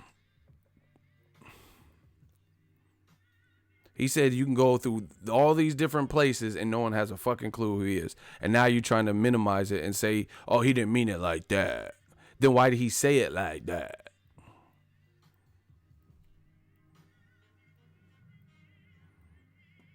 So, well, okay. That's like what is the point of somebody who's in the public eye, like myself, like Eddie Hearn, like Wilder, right? If no matter what they say, we can't hold them to the words in which they say. We aren't toddlers, you know. We all speak the common language, you know. The Brits speak English. That's where language came from, you know. That's where the English language came from, excuse me, right? So if we can't listen to what you say and you formulate your words to express how you feel, then what are we going off of? That's like me saying, oh, Danny Garcia gonna knock Keith Thurman out in a fight prediction video, and then when it doesn't happen, that's man, I meant he gonna knock him out if Keith Thurman come to the ring drunk. That's what I meant by that. No, that's not what I said. I didn't say Danny Garcia is gonna knock Keith Thurman out if Keith Thurman come to the ring drunk. So you can't add on and like add your own flavor to some shit that someone said, especially when they said it that harsh. You got 10 seconds, bro. The game don't wait. We about to charge this one to the game. And you looking maxed out. Where you at, Howdo? Where you at, feller? Breathe. Breathe. You know, sometimes you got to let it breathe. Where you at? Okay, hold on. Deontay to It's All About Legacy. Now you switching subject. Breathe. Yeah, you got to let it breathe sometimes. I wish you had more time. Get rid of him, shooters. You see how he switched? He said, okay, hold Deontay to his It's About switching subjects. I told you, get past round 1, and then we can talk. I'll answer any question. You did not do that, sir. You didn't get past it. Now my guy, Ronald Finkley, bow. Oh, my gosh, wrapped you in plastic. You get your ass kicked. Hot seat. Let's get it. Bars, gang. We had to zip another one up. They don't want to play this game because they just make up bullshit. You know, I'm asking legit questions and he going to interpret it how he wants to interpret it. But it's not interpreted based on what was said. Like, how you can't infer what you want from direct statement. Go through any high street, city, town, ask who Wilder is, and nobody knows who the fuck he is. That's basically what he said. Then he said, oh, he didn't mean it literally. Then what did he mean? Because I know who Wilder is. See, and listen, this is the thing with Eddie Hearn is it's a little bit funny to me, you know, because I've been fortunate, you know, that my parents put me in situations, good upbringing, good school. I used to live in England, you know, so I went to school out there too. So I'm just well educated, you know. I got to be around different cultures, my dad being in the military. You're not going to win this game, you know, unless you're making sense. And the thing is, how are you doing a media roundtable and people are asking you about Deontay Wilder? Everywhere you go, when Joshua is the topic of conversation, but you go up to any city in High Street and Valley and Peak and Lake and Corey and Ocean, you know, Lake Michigan, you know, you go to an aqueduct, all these different places, and he's claiming no one knows Wilder. Then why are people asking you about Wilder, sir? Makes no sense to me. He has another interview where he said, I don't get it. Povetkin's a good fight. It didn't sell out. He was talking about how Joshua Povetkin wasn't going to sell out. He's like, I just don't get it. Povetkin is a dangerous fight, but the casual on the street is saying, when's Joshua fighting Wilder? I'll watch that one. That's the one I'll. All right, we got another hot seat. God Usopp, you in the hot seat because you want to try to justify this dumb shit. He said fans are asking him. Okay, as opposed to what?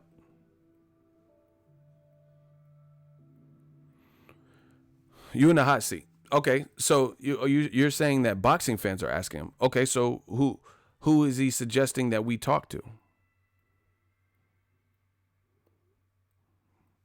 You're in the hot seat. Listen, I'm going to go one by one until y'all start making sense. Today I got time, cuz. We got time today. So who does he want? Who does he want to ask?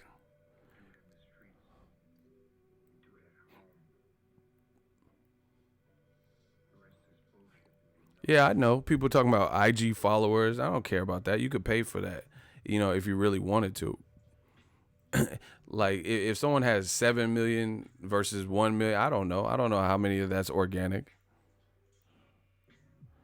Deontay is no LeBron. You in the hot seat neck. Oh, you lucky Ronald got to you. Listen, one by one until they start making sense. He says Wilder isn't known in the U.S. like that to casuals, and I'm from the States. You see how they always, and I'm black, by the way, and I'm from the States. So let's just off you real quick. Do you want to see Joshua Wilder? You're a boxing fan. You're on a vampire stream. I don't know what time it is for you, but for me, it's 1:25 in the morning. Do you want to see Joshua Wilder? God Usopp. Let's cut all the filth, Lauren, and filth. Let's get straight to the protein. He says, I do. Then who gives a fuck what you talking about all these extra people don't know who Wilder is, which to me is false, because I have friends that are casually into boxing, like they know about the big Mayweather fights and, you know, Broner did this and that. Okay, so you just admitted you want to see Wilder Joshua. So what are you protesting? Why does it sound like you're more against the fight happening and you're allegedly from America? That's what we're trying to get to. Who cares if you said your words exactly was Wilder is no LeBron. Why does he have to be LeBron? But you just admitted you wanted to see the fight as a boxing fan. And why does he have to be LeBron in America if Joshua says the first fight must happen in the UK? You looking shaky, baby. Who cares what the fuck Wilder is in America, right? If he's not LeBron, when Joshua turned down $50 million to not fight in this motherfucker. He turned down $50 million. Man, what you think you got? Kelsey Grammer? He turned down $50 million to not fight in America. So who cares if he's LeBron in America?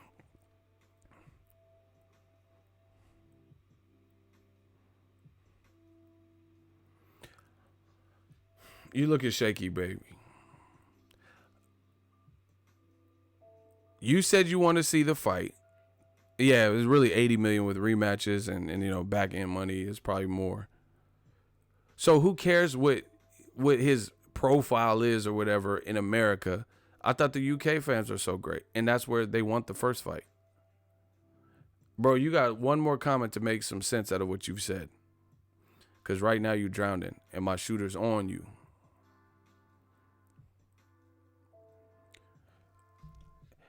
Hey, Poe Light, you can get next. You said I'm salty. Hey, Finkley, slow up on the blocking. I got to get to some of these people. Stop with the shooting. Hey, you gotta hurry up. The show must go on. We're not waiting all day. You're not proving your point. That's how you're drowning. Bro, you got one more chance to make this make sense.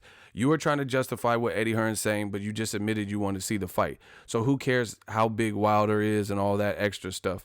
You know who he is. I know who he is. You know, and we're both boxing fans, supposedly.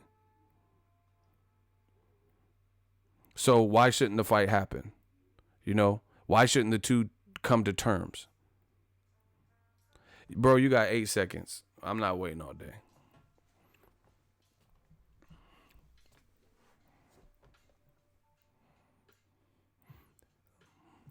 Six seconds. Good luck. God, you suck.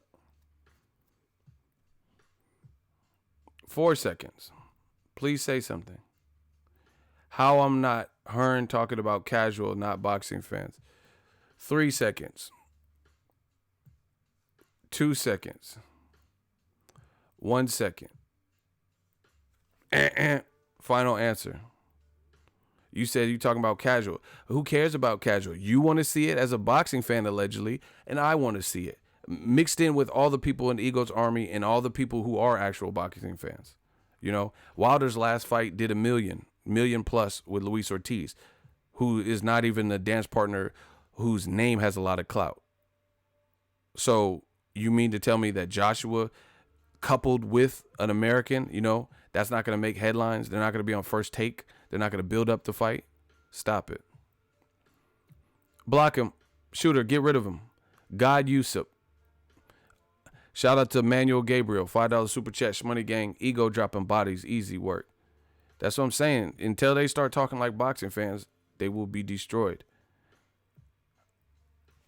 No, you were trying to justify it, bro. It's too late for you. My shooter's on you. Someone said, on God, you should confess your sins. Hey, you tripping.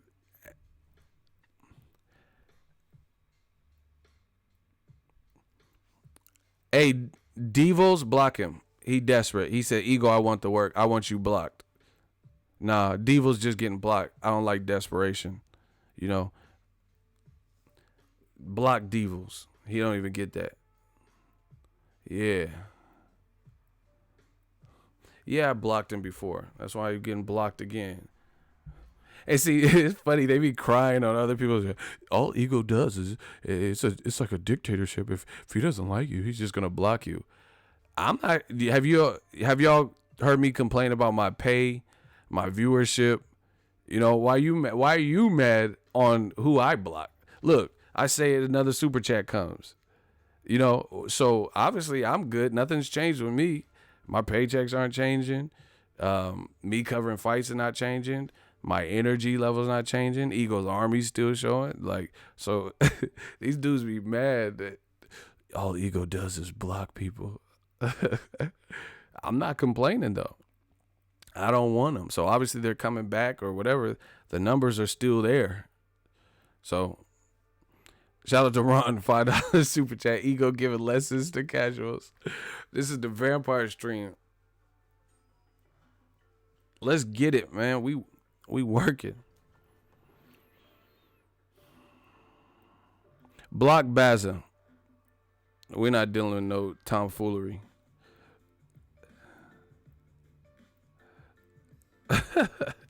We having a party. We having a block party. If you ain't talking no sense, you got to get that work. The bottom line is this. This is why they you notice when the walls start closing in, they get more radical. You notice that the vampire stream. You notice when the walls start closing in, they become more radical. That's how I know when I'm winning. When you start seeing the comments come out of like left field, Ego, you're the biggest bitch, you fucking bitch. You know what I'm saying? The comments start getting hella crazy. That's how you know. That's how you know. Because they have nowhere else to turn and they know it. So they have to like, I've seen the pattern. Like here's an example. When the walls are closing in for like, let's say Triple G to take on a tough fight, I'll do a video and I'll be honest, give my thoughts. Hey, Triple G's a good fighter, but the walls are closing in, meaning fans want to see him in a compelling fight. And then one person will leave 8 comments disagreeing. Like, why did you have to do it? Because they want to spread it out. They want, they want your comment section littered up. That's why I block people that be doing that. Because what they're trying to do is they want to be heard. If they left one comment with the full, with their full thoughts, that's just one thread. But they try to spam my comment section by leaving 8, 10, 12 separate individual comments to express themselves. So now you have to read through and you're bound to see one of theirs. That's spamming. That's what they do. They do radical things like that. If you knew what you're saying was true, you don't have to even be radical. You would just say, oh no, Joshua wants to fight. He's going to happen. It's going to happen in April. Exactly. Shout out to the real GOAT. He said they want to control the narrative. Exactly. So when I see people, I just so you guys know, I don't care what side you're on. You can leave multiple comments, but when I see you like constantly like saying the opposite and you're leaving 12 separate one sentence comments, not even in response to somebody, I usually block that. Because I know what you're doing. You're trying to, if you could, and I'm not talking about over the course of a day. I'm talking about one sentence, 20 seconds later, you left another sentence, 20 seconds, like in one sitting, you spread the comment out like that. I know what you're doing. Now, if you left a comment and then you came back later and left a comment, and then I don't care about that. But I know what you're doing. My dude Hamza, he blessing the channel. Look, the money just come in. Hamza with the $5 super chat from the Netherlands. And they say I be begging for money. Ain't this a bitch? Let me see what my guy talking about. See, every time they get radical, look, they get radical, we get PayPal and Venmo. Keep up the good work, bro. Hamza S. Shout out to the Netherlands. I see you. You know, we know all their tricks. That's why we're well equipped to deal with that. You know, they want to try to convert and make as many people as believers to the bullshit that they're saying. So they have to do it in radical ways, as opposed to just saying their comment and just keeping it pushing. It's like they're trying to persuade people with some bullshit. DAZN is terrible. I downloaded that whack ass app on my PS4. I didn't see PBC and deleted that shit quickly. Hey, you tripping, dog? Oh my gosh. Listen. If you want to talk to the Don, you have to use things that I've said. Boxing's greatest. You're not boxing's greatest listener because you said ego. Do you seriously think Deontay Wilder is the A side? Now you tell me the timestamp of when I said that. When did I ever say Wilder was the A side? That we haven't even got to that. We haven't even talked about anything like that.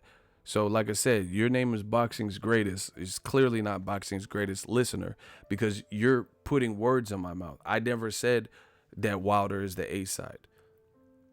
So what are you talking about? So either you have a question for me or you have a statement for me. You got to sort that out. Because it says ego. Do you seriously think Wilder's the A side? You put a question mark, but it sounds like you're actually suggesting something that I didn't say. So you know, come back at me when you determine if you're leaving a statement or a question. If you have a question for me, ask that question. But don't try to put your narrative in the question. So that's really like a statement. Either you're trying to say I said Wilder is the A side, or you have a question for me. So sort that out, and then I might answer you. Sport guy 17 $2 super chat. Easy money, shmoney gang, LOL. Let them wannabes hate on the truth. Man, they know what it is. That's why they doing all this radical shit. See, that's what I'm saying. They're doing that implying shit in the comment. Either ask me a question, say like. That's like asking a dude if he's gay. Like, Tom, do you really like guys and sucking dick more than women? Like, what? You know, either you have a question, like, just say, hey, Tom, are you gay? You know, don't be asking, but still implying in the same, you know, we know the games. I'm not talking about you with the radical. I'm talking about other people. But I do think that Wilder, if he wins, does good numbers, then, you know, it's possible he could become the A side. Because as far as I'm concerned, you know, nobody knows Joshua in America. They didn't even he was on the NBA and they were calling him Anthony Johnson. So if Wilder did good pay-per-view numbers, a crazy live gate, you know, some of these things to consider, and then won impressively, then he might become the A side in my book. You know, but we have to wait to play. I can't say he's the A side right now because we don't know. You know, we have to see how the event goes. But I think this fight could determine the A side because listen, I know it hurts a lot of people in the UK's feelings. I'm sorry. And in the UK, I know some people are gonna get mad, like, like I'm from the UK. Like, you kidding? You get it? You kidding? UK. In America, it's bigger, period. So 80,000, I don't care about 80,000. How much did your event gross? Because Conor McGregor, his little UFC cards have far less than 80,000, but they're grossing more money. Floyd Mayweather has far less people than 80,000, but is grossing more money. Canelo, Triple G, when they fly, it's grossing more money.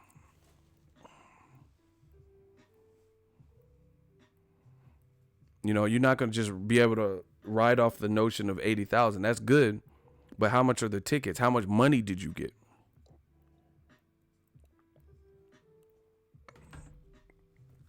That's what it boils down to when we're talking about A side. That's one of the components.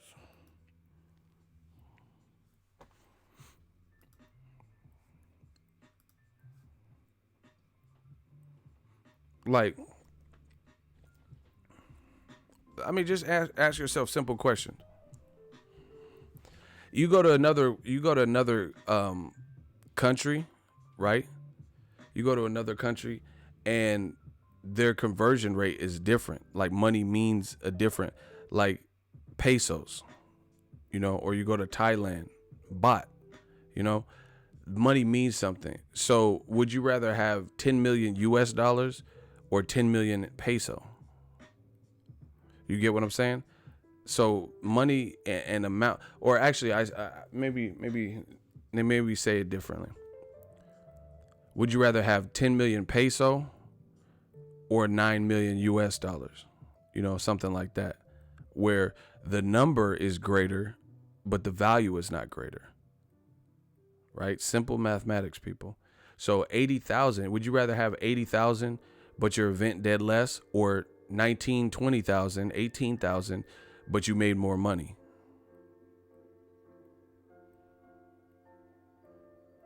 I mean, it's simple mathematics. I used this example before. I would rather have a wedding with all my real ones, family, and a smaller wedding than have 1,500 to 3,000 people, and some of them at that rate are just acquaintances and motherfuckers I used to work with and shit like that. They're not really a part of my life like that. So you got to look into the numbers. Joshua, put it this way. Let's say Joshua fights against Dillian White and Gerald Miller, and Canelo fights against Daniel Jacobs and Triple G. Who do you think makes more money in a year? Who do you think is getting more money? Let's say Canelo, this would be, just to be fair, let's say pre DAZN deal, because the DAZN's kind of setting money.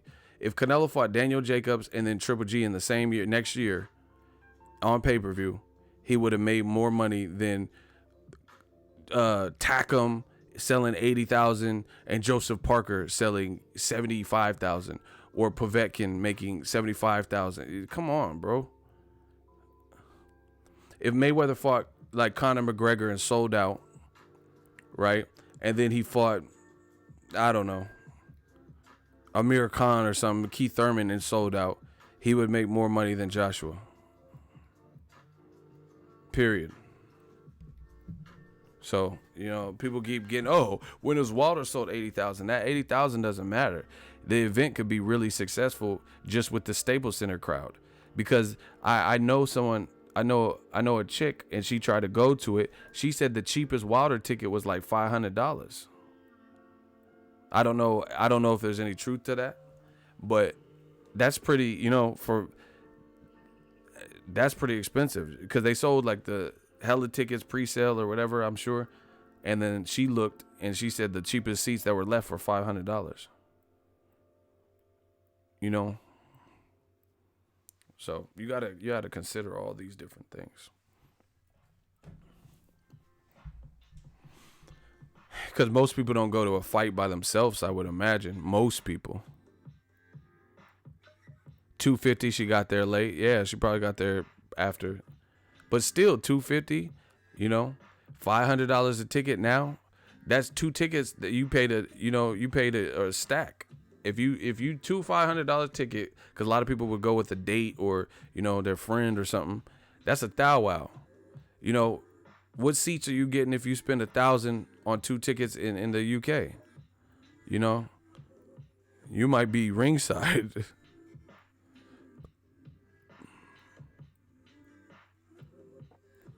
So, people let these numbers fool them. I'm not fooled by that. And I'm not even going to say any names, but there could be a YouTube channel. Like, now I'm not even talking about in my niche specifically. They have more subscribers than me, but they don't, all things considered, they don't make more money than me. Do you get what I'm saying? Because you have to factor in when you get super chats, that goes straight to your bottom line. So if there's another channel that doesn't do lives, or they do them and they don't get super chats, then that's not going into their bottom line. I do videos, commentary videos, live videos, whatever type of videos the fans need. Sometimes we do live, sometimes we get super chats, pretty frequently. So that's what I'm saying. People are so like caught up in numbers. This is not a beautiful mind, Russell Crowe. Numbers could be deceiving. There's channels with far more subscribers than me, but if you look under the hood, they doing less views consistently than me. They're not getting super chats. So you have to factor in a variety of different things. So you tell me what you would rather. You would rather be a channel whose number is a smaller number, like let's say like me. Let's say you have 150,000 subs. But you get super chats, you get PayPal donations, you get Venmos, maybe a couple of people on Patreon, or a channel who has, 650, but you only upload once a month and you don't get super chats. We got a hot seat, y'all. Yeah, CMC dividend. You're biased towards Wilder. Just admit it, bro. You admit it in the hot seat. You in the hot seat. So name something I've said about Wilder that you disagree with. Something I said, not whoever else. Something I said. I got him, y'all. CMC dividend. You are in the hot seat. What have I said about Wilder that you disagree with? You said just admit it, so you prove what you're saying. Give an example of something I said that was way off the mark and you have proof that it was false or whatever. You said that he has fought top competition. When did I say that? What are you talking about? When did I say he fought all top competition or whatever? You know what I'm saying? Like, I said I give him credit for Luis Ortiz, and I said if he beats Tyson Fury, I give him credit. So you have to use specific. When did I say this? You said I said he fought all top competition or whatever. So when did I say this? You see, they just be making up random statements phrased and shit that I didn't even say. When did I say that? When did I say like, oh, his resume is all top competition or whatever? You playing around with words. I never said that. You didn't say all top competition, but you have given credit to his resume. Strike one. You got to do better than that. See, when I check him and put him on the spot, he can't even come up with the facts behind it. Bro, you can't win like this. You looking shaky. All you have to do is show receipts. You try to accuse me of saying something that I never said, and then I corrected you, and then now you agree with my correction because I know I never just said it, just flat out said, oh, Wilder fought all top competition. Listen, we got to get back to the one strike. Anything else to say? Listen, we got to get back to the one strike. These dudes be wasting time. Anything else? What else? Prove what you're saying one more time. We getting back to the one strike thing because it's too disruptive. You got to, if you had one shot, one opportunity, like Eminem says, you pushed for him to fight Joshua, but didn't push for him to fight the guy he DM'd. What? Why would I push for? Okay, so you're angry that I pushed for him to fight a fellow champion for undisputed, but I didn't push for him to fight Dillian White the same way? Wow, that's your talking point? Because I didn't push for the Dillian White the same way I would push for the undisputed heavyweight champion of the world? Let's vote. If that's a L in a major way, shout out to E40 albums, put your L's up. What? So what is Dillian White? How is that even comparable? Dillian White's never been a champion, never, with no real universally known world belt. So what is the comparison? I tell y'all, they want to be new media so bad. Well, you're not even making new media style points. Hey, shooters, Clap that boy. What happened to that boy? CMC dividend, you just got divided. No. Gian, WBC clarified that. They said Dillian Whyte has never been the number one mandatory. So he's not, you can't even use the mandatory. You can't even use the mandatory. Dominic Breazeale's the mandatory. So he's mad because I want to see an undisputed unification over Dillian Whyte. Now, you know what? Now that they going to get this work now. Eddie Hearn just did an interview with IFL TV. Guess what? He says Derek Chisora, I don't know if it's him signing with David Haye. I don't know if that has anything to do with it. But all of a sudden, he's not fancying the Dillian Whyte Derek Chisora fight for December. He's saying they're too far away on the money or whatever, so he doesn't know if it's going to happen. Listen, this is like, DAZN, I hope you guys come through. If Dillian Whyte does not fight, this is just like Triple G versus Ryan Murata and Murata being upset. This is the same situation. If Triple G don't fight Charlo, it's going to be a horrible look, right? If Dillian Whyte, who was supposed to, I guess they were pursuing Derek Chisora, and now it doesn't look like the Derek Chisora fight is going to happen, and you don't fight Luis Ortiz, who volunteered to fight you in December, right? He says he'll come out and fight you wherever and come off of the Wilder Fury card. If that is not the next fight for Matchroom, then it's going to be a bad look.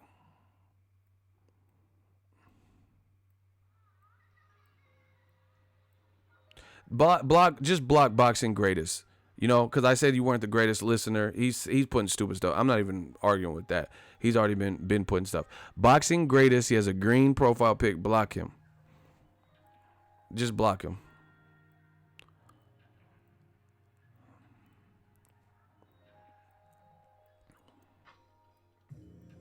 So anyway, explain that to me. Block Boxing Greatest. It's too late. It don't matter who the fuck you are.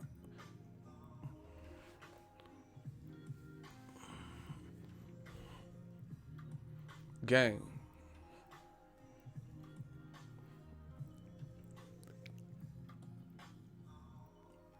We working. You see how he came out? He said he was slaving. It don't matter who you are. You blocked it.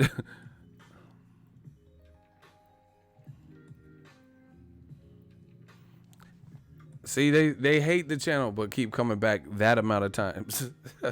Whatever. But anyway, if Dillian Whyte, who was supposed to fight Derek Chisora, if Matchroom announces that Dillian Whyte is fighting someone, I don't care who it is, if it's not Derek Chisora and it doesn't look like that fight's getting made now, and he doesn't fight Luis Ortiz, that's going to be a terrible look, because there's no reason not to. Eddie Hearn said, listen, this is going to tell you something. Luis Ortiz called their bluff, right? Luis Ortiz called a bluff. He said they didn't think he'll come off of the Wilder Fury card. He said, I'll come off the card and fight you later in December. That's cool. You've been talking too much. I'm going to teach you to respect your elders. He said something to that effect. Luis Ortiz did. So if you don't fight him, and Eddie Hearn has an interview with Sky Sports where he says the names they're looking at is Derek Chisora is the priority, and Dominic Breazeale and Luis Ortiz are also considerable names. So if the Derek Chisora fight don't pop off because they can't agree, and then the two considerable names, Dominic Breazeale and Luis Ortiz, don't get selected, right? And then he picks Bryant Jennings or somebody random that had nothing to do with it. What is that going to say? What is that going to tell you about the fight? Which is what I said. If he doesn't fight Luis Ortiz, or at the very least Dominic Breazeale, then they are trying to warm up Joshua versus Dillian Whyte. So they don't want to put him in a risky fight with Luis Ortiz. That's what that means. Whether Dillian Whyte wants it or not, that's what that means. I can't speak on it. Dillian Whyte seems kind of about it. I'll give him that. But your people ain't about it. The people who are representing you ain't about it if you do not fight Luis Ortiz. So once again, new media, I cannot wait. I cannot wait to see who's announced. If it's Luis Ortiz for DAZN with Dillian Whyte, You got yourself a subscription, at least for that month, until I find out the rest of the calendar. You know, I support good boxing. It's very simple. Luis Ortiz, Dillian White, awesome fight. If they choose some rabbit out the hat, like, you know, Huey Fury, Kubrat Pulev, Tackham's brother, Butterbean, if Dillian White fights anybody like that, you know, it's not going to be Big Baby Miller, because Big Baby Miller's fighting in November, I think, again. You know, and then someone in the comment in the chat earlier said Luis Ortiz is like 98 years old. But why? Listen, nobody believes the bullshit. If he's like 98 years old, then why aren't people chomping at the bit to fight a 98-year-old and get recognition? If you think he's that old, why won't people fight him then? These dudes is running out. They're out. They're completely out. It doesn't make sense. Ortiz is higher risk, low reward. We got to stop using that. That's bullshit. You know, it's boxing. Who cares about high risk, low reward? Everything's a risk. Everything, you're risking your life. I just seen Pritchard Colon. He got wheeled to one of the fights. He went to watch one of the fights live, and he's in a fucking wheelchair. This shit is real. So everything is a high risk. The whole combat sport is a high risk, you know? And this is what the fighters are risking each and every time. So you mean to tell me a guy like Joseph Parker can't hurt you, even though he did hurt Dillian White? Luis Ortiz can hurt you. Joseph Parker can hurt you. You know, AJ can hurt you. Dillian White fought those guys. So if you're willing to get hit by a behemoth like Joshua when he's 6'6", and back when he was like, he looked hella big at the Dillian White weigh-in, then what's the difference from Luis Ortiz? You know, so all that high risk, low reward shit is stupid. Dillian White, DAZN has all the money, right? They got so much money, so why can't they make sure that their fighter is taken care of financially? So how is it a low reward? And it's a big reward because motherfuckers like me who actually cover boxing and know boxing will have a newfound respect for Dillian White if he can beat a guy like Luis Ortiz. We got to get past that high risk, low reward bullshit. You know, it's high risk maybe, but everything's a high risk. It's high risk. I don't want to do it because it's a high risk. Let's say that. How about that? You know, you guys promote and glorify stupid shit. You know, everything like, listen, life, scare money don't make money. Every time that I go to these fights is a fucking risk. Do you know how much money I be spending when I go to New York from Cali? I'm independent. I don't have sponsors and shit. This comes out of my bank account, you know? And what if the fight gets stopped on, you know, cuts in the third, fourth round? So I spent a whole trip. I gotta make it work. You know, I don't know what's going to happen in the fight. So what if I spent racks trying to go to these fights and stuff like that, get coverage for y'all, and then the fight ends in a fucked up way? I can't control that, you know? So if you look at even my job is high risk, low reward. You know, I'm away from my computer where I can get more done. You know, I have to run the risk of getting sick, you know, being in the air and around sick people and, you know, just different shit in a different city. And I can't control the outcome of the fight. You know, what if someone doesn't make weight and the fight gets canceled, or it comes out that they failed a drug test and I flew all the way out there? You know, what if I already had my booking for Demetrius Andrade versus Billy Joe Saunders and then they canceled the fight, you know, because Billy Joe Saunders failed a drug test? So, you know, stop with this high risk. Everything you do is a risk. You know, if you want to be, you know, cautious and tiptoe Timmy, everything is a risk. I'm risking it all, stepping away from, you know, my comfort zone and my surroundings where I don't have to spend a bunch of money covering fights. But this is what I signed up for. So you don't hear me complaining. I remember, I mean, just to keep it all the way a buck, I still ain't forgot it. I covered Brandon Rios versus Mike Alvarado 3 in Denver. Had a nice room, everything. It was expensive. And then Alvarado quits. Then they throw beers on him and spit on him. So they canceled the whole press conference. I got no footage. I got no foot. Only footage I got, they canceled the media day workout.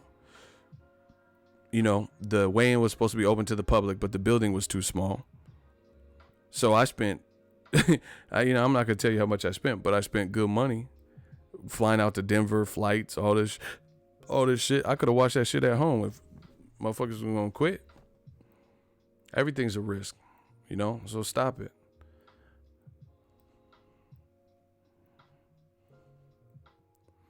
Oh my God, my dude Hamza be bodying y'all.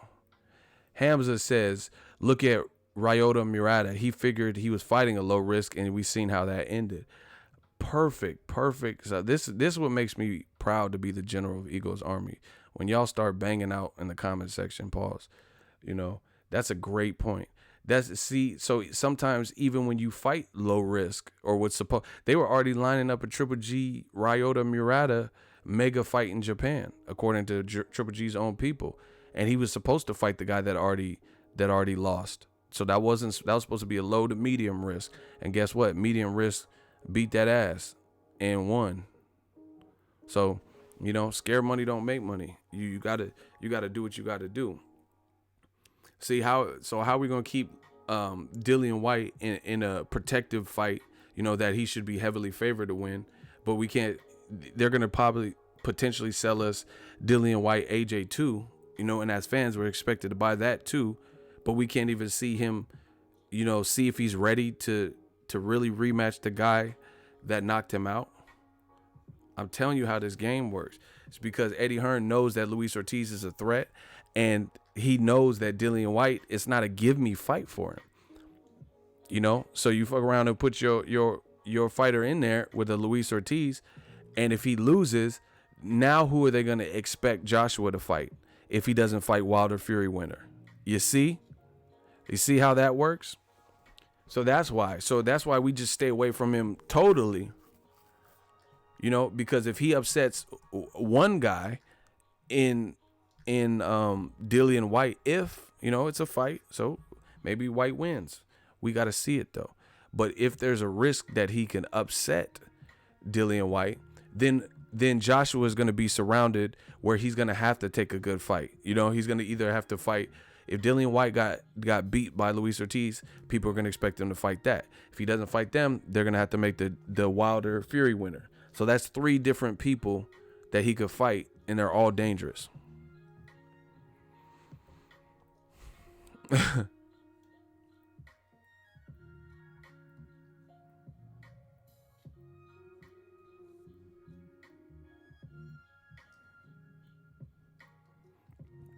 See, driving to the store in traffic is a high risk. That's what I'm saying. Everything's a risk.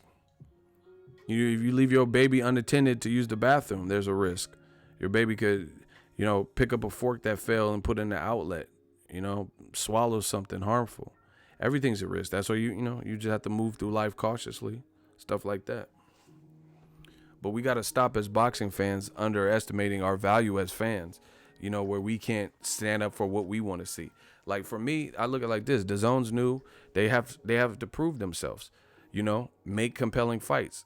Some of them seem good. I mean, one last night wasn't what it was supposed to be. I can't blame Andrade or DAZN for that because Billy Joe Saunders messed that one up. But the end result was the same. It wasn't the fight we wanted and the fight we thought we were getting with Billy Joe Saunders and Andrade. Tony Bellew, Usyk, that's a really good fight. I'm all for it. I think Dillian White, Luis Ortiz would be a great fight. Good clash of styles, and the winner would really deserve an AJ. White, he already tried his hand at AJ, came up short. Boom. That puts him right back in the picture. If Luis Ortiz beats Dillian White, boom, those guys have both earned, climb back up the ladder after defeat. Wilder was a good fight for Luis Ortiz. Luis Ortiz tried his hand at the title shot with that guy, with that champion, came up short. Let's see how he does with the other champion. Or AJ can unify and become undisputed versus Wilder Fury winner. But they don't. It's like they want to map it out different. Barry Hearn already told you the plan.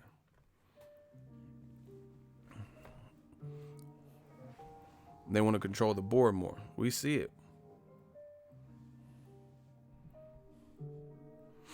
And then the funny thing is, people like Andre Ward don't get credit.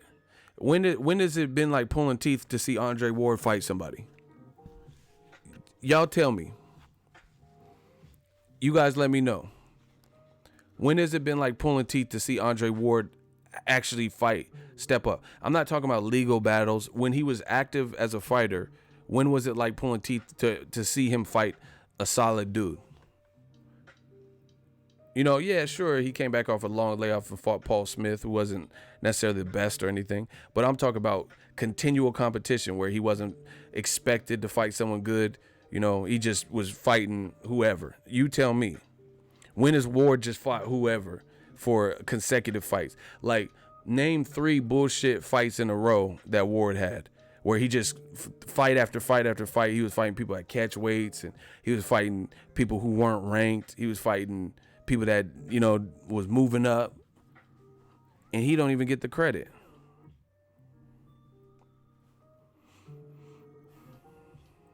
When? Somebody tell me that. People, oh, Ward, you just love Ward. No, I respect Ward. There's a difference. I respect him.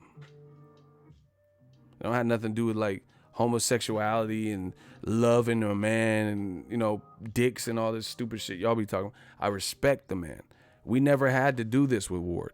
You know, if Ward was in Joshua's position, he fought the best. The only thing that kept him out was when he had like injury or like legal issue that he stood behind. And I can't be mad at Mikey Garcia had legal issue. Julio Cesar Chavez had legal issue. People forget about that. So I can't be mad. I don't know. You know, rest in peace to Goosen. I don't know what went on there. You know, so I can't say what he was doing was wrong, what he was standing up for. I mean, I'd be the same way, fighter or not. Like, I'm a martyr. So, like, if that means I'm froze out of fights and I can't fight because I'm not happy in my contract and blah, blah, blah, and certain things aren't happening like they're supposed to be, then, you know, we got to do what we got to do.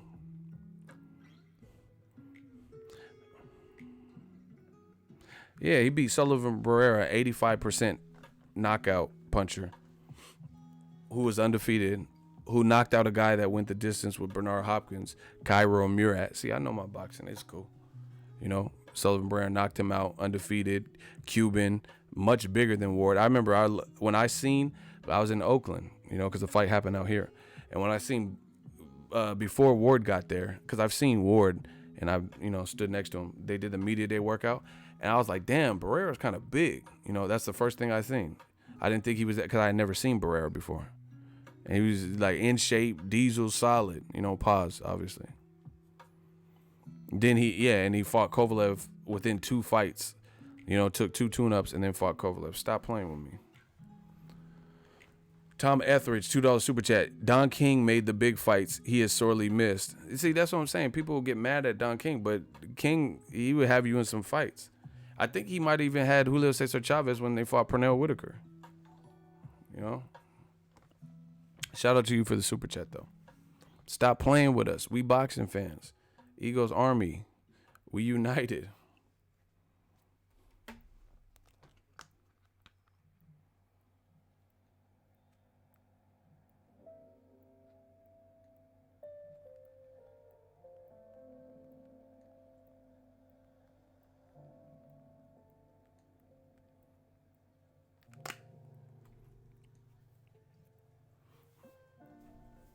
Yeah, Chad Dawson wasn't the same after that Ward fight.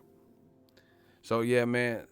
And see, this is the thing. Fans get too much in it. Like, 60-40, fuck no, Wilder doesn't deserve that. I don't care what I just want both people to be represented fairly so we get the fight. Motherfuckers putting the Wilder's not worth 50-50. Like, how you going to determine another man's worth, you know? And the thing is, like, let's talk about this DAZN shit, man. DAZN, they have something to prove because they're new. They're gonna have to make compelling fights. That's what it is, bruh. Like they're gonna have to make compelling fights. You think Canelo could just all the money he's making? You think people are just gonna settle for Canelo, Rocky Fielding level of competition? You know, fights we've already seen, like AJ versus Dillian White. You know, when Dillian White doesn't have to go through a Luis Ortiz even to necessarily get to him. I hope they do fight Luis Ortiz next. You know, so I'll wait and see who they decide. You know, and it's the same Matchroom. They're looking similar with like the way they're playing their cards. They're looking similar. Like people are acting like they don't know what happened with Wilder and Joshua, but what's happening is almost happening with Dillian White.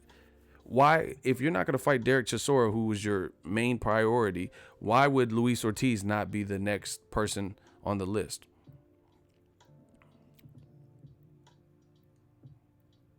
Why? Fans want to see it. It's a good fight. It's a meaningful fight, and it will push the Dillian White brand to the new heights and show people he is ready for a Joshua rematch. If you beat Luis Ortiz, you popping. Luis Ortiz has one loss, but so does Dillian White, and they both lost to champions. How does it get better than that? And you look at Dillian White's effort versus AJ, and you look at Luis Ortiz's effort versus Wilder. The reason I'm calling for that fight is because it was better than all these other fights. You know, Dominic Breazeale's effort versus AJ, he just got the brakes beat off him, really. He looked like Jeff Goldblum in The Fly after. Like, his eye looked crazy. You know, Dillian White actually hurt Anthony Joshua. Luis Ortiz actually hurt Wilder. So that's why I want to see the two against each other. And they both have a good style. So, you know, people are happy with Joseph Parker and Dillian White. Yeah. Joseph Parker, he looked more defensively sound than defense with a very strong offense versus AJ. So Dominic Breazeale didn't look like Seth Brundle, Jeff Goldblum. Remember he was eating donuts and throwing up and shit? He looked like Brundle, Seth Brundle. That motherfucker looked like Antoine Baxter from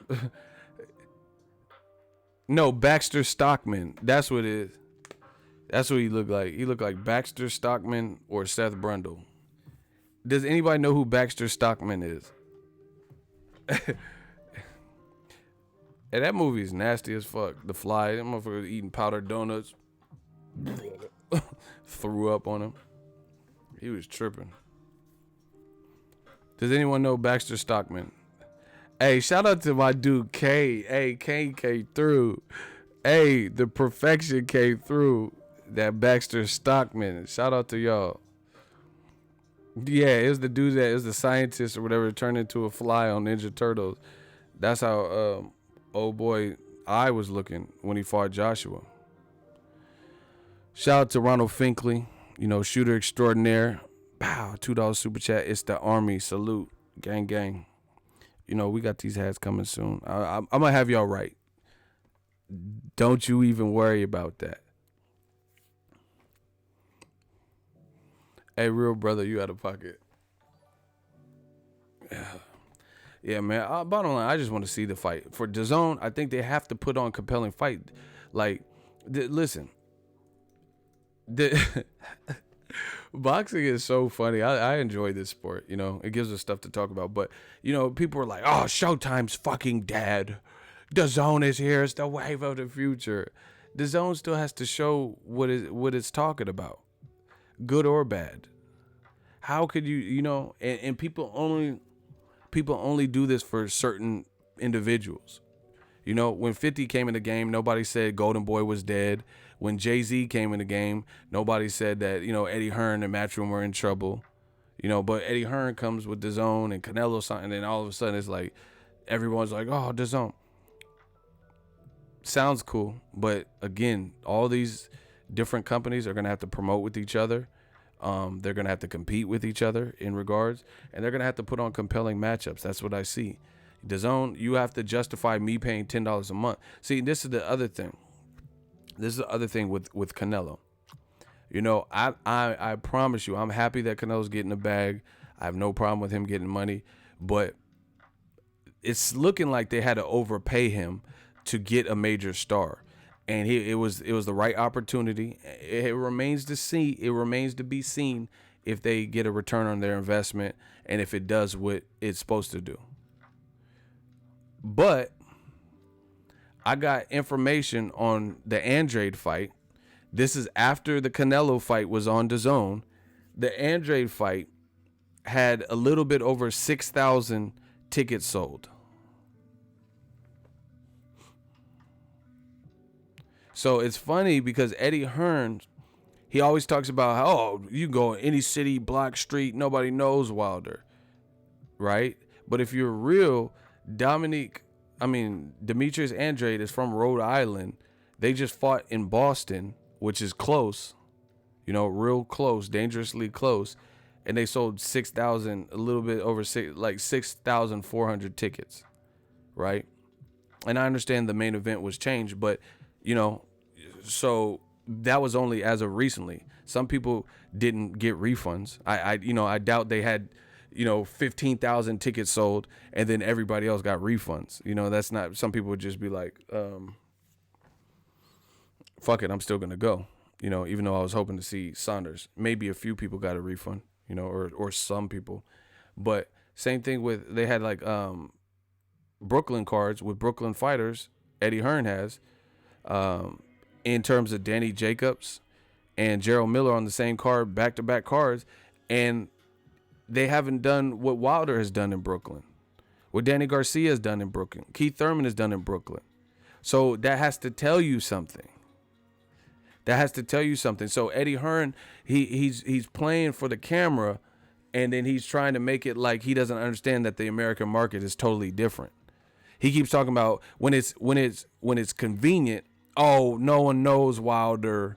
Nobody knows him. He's barely even selling out ticket. But you haven't even matched or surpassed what in your American cards with fighters from those regions. You haven't passed what Wilder has done. You see, that's something he doesn't bring up. He's quick to tell you that Wilder hasn't sold, 18,000. But he doesn't tell you that Demetrius Andrade on a DAZN card in Boston, with Andrade being from Rhode Island, sold 6,000, under what Wilder Stavern did. And Wilder Stavern 2 in Brooklyn was a secondary fight because Luis Ortiz failed the drug test. Stop me when I'm lying. Danny Jacobs, that's my guy.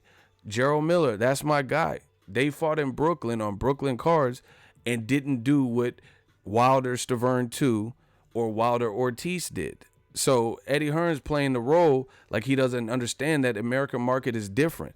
Now, I have no doubt about it. If you put Eddie Hearn, put Joshua and Gerald Miller at the Barclays, now we're talking. That would probably do some better numbers because it's a, say it with me, better fight, right? You put Daniel Jacobs in there with Canelo, it's going to do good because it's a, say it with me, a better fight. That's how it works in America. We're competing with the UFC, Bellator. We're competing with the NBA. We're competing with the NFL. The Barclays, they had the net. Some people are season ticket holders. Motherfuckers ain't got money like out the wazoo where they could go to every fucking, we got major concerts that come through this bitch, like all the time. You might go to Vegas, J-Lo, I've been there. Like, I've covered fights, and in the same week that I'm at the fight, Dave Chappelle's performing. 2 nights only, Dave Chappelle, Britney Spears, J-Lo, T.I.'s in town. All, so there's stuff we have to compete for. So at the end of the day, the UK doesn't have the same, they don't have the same market as us. And Eddie Hearn knows that because he's trying to work on his American market, and he hasn't had the same Joshua level success with anybody he's represented. And you know what? Here's another fun fact. Daniel Jacobs, he has sold his 2 highest grossing like fights where, in terms of attendance, have been before he even linked up with Eddie Hearn. Facts. I was at his fight with Triple G. The attendance was like 19,000. It was like right around what the Lemieux did. Look it up. And the Peter Quillen did solid when Jacobs fought Peter Quillen at the Barclays. Those were fights before Eddie Hearn even linked up with Daniel Jacobs. So guess what? Eddie Hearn knows. He knows the American market is different because he hasn't made Jacobs a household name, because since he's partnered with Jacobs, he hasn't even trumped Jacobs' own numbers before he got to Jacobs. Tell me when I'm lying, man. Tell me when I'm lying. See, like this is why they can't compete. That's why it's called new media, because I'm fucking media on top of being a fan, on top of anything else. You know, so you're not gonna be able to fool me when I was there. Like Cameron be saying, you wasn't there. I was there. You know, you're not gonna trick me when I lived it.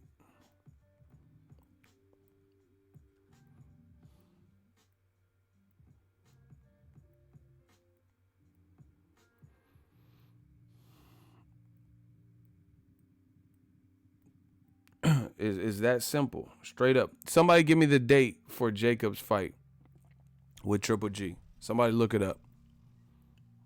I'll show y'all right now. I got this shit.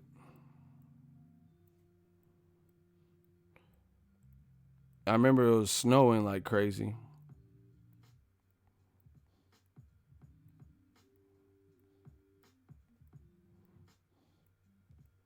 Somebody tell me the day Jacobs fought. March 8th. Thank you.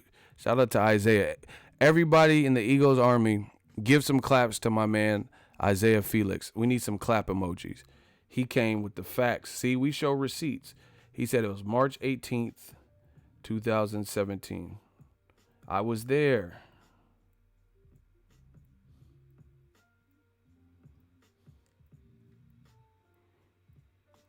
Yo, y'all need some clap emojis, like for real. This is what we do. We help each other out.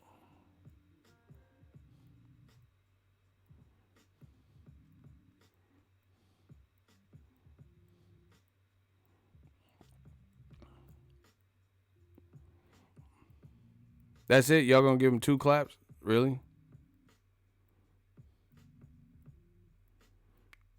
I'm trying to find something anyway.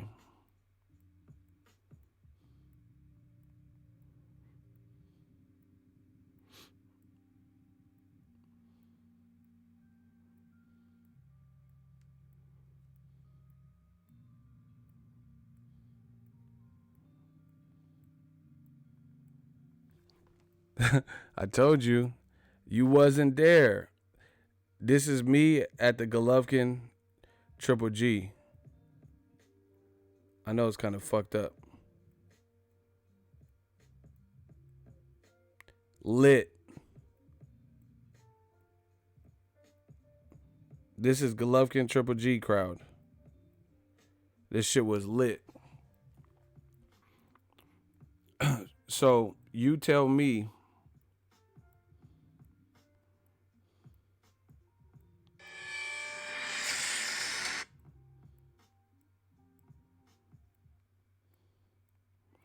Man, I had some.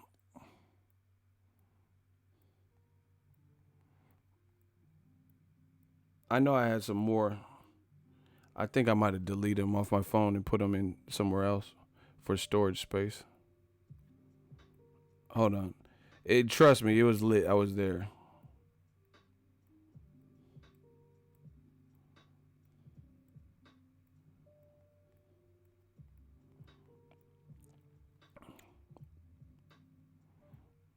Yeah, I'm not trying to slow this up anymore. But that was a picture of it. You guys get the concept.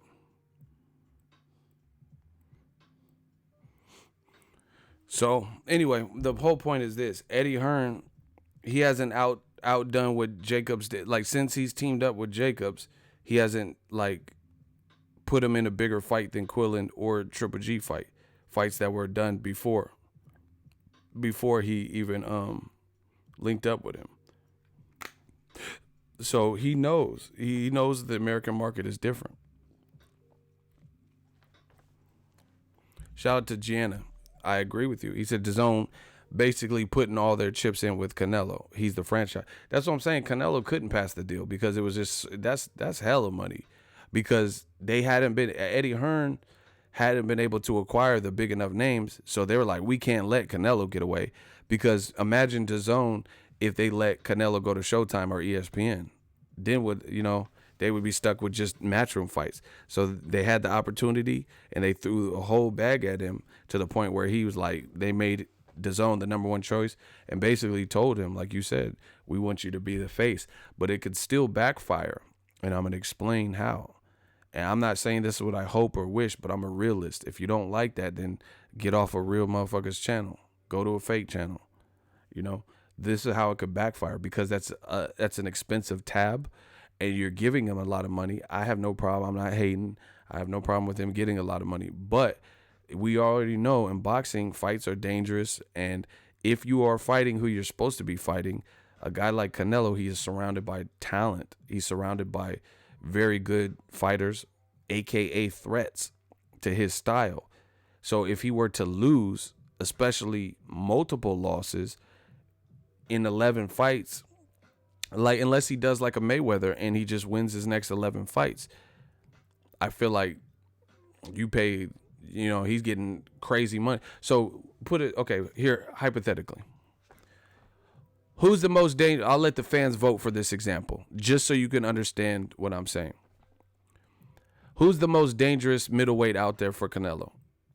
Who, if anyone had a chance to knock out Canelo, who would it be? Triple G in the trilogy, Charlo, Andre, Jacob. Who would you guys say? Derevyanchenko?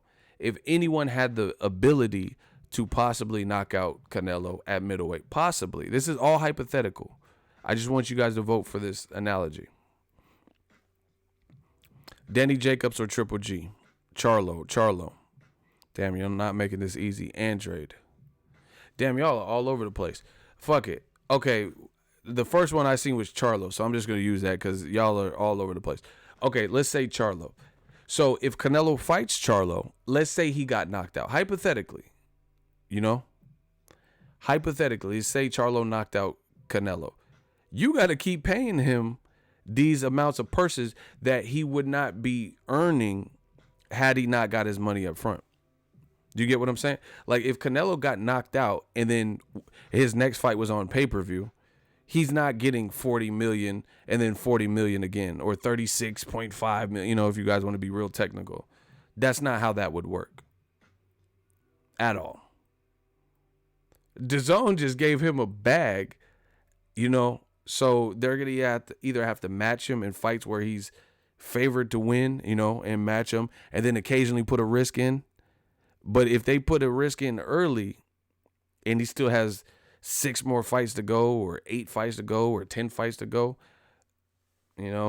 if he loses, I'm telling you, then that's going to be an issue of you overpaying. If he goes the rest of his career like, with no blemishes or close to that, or no like tremendous losses, maybe you can justify it. But to me, unless he has a career that kind of mirrors Floyd Mayweather's, then you definitely paid him a lot.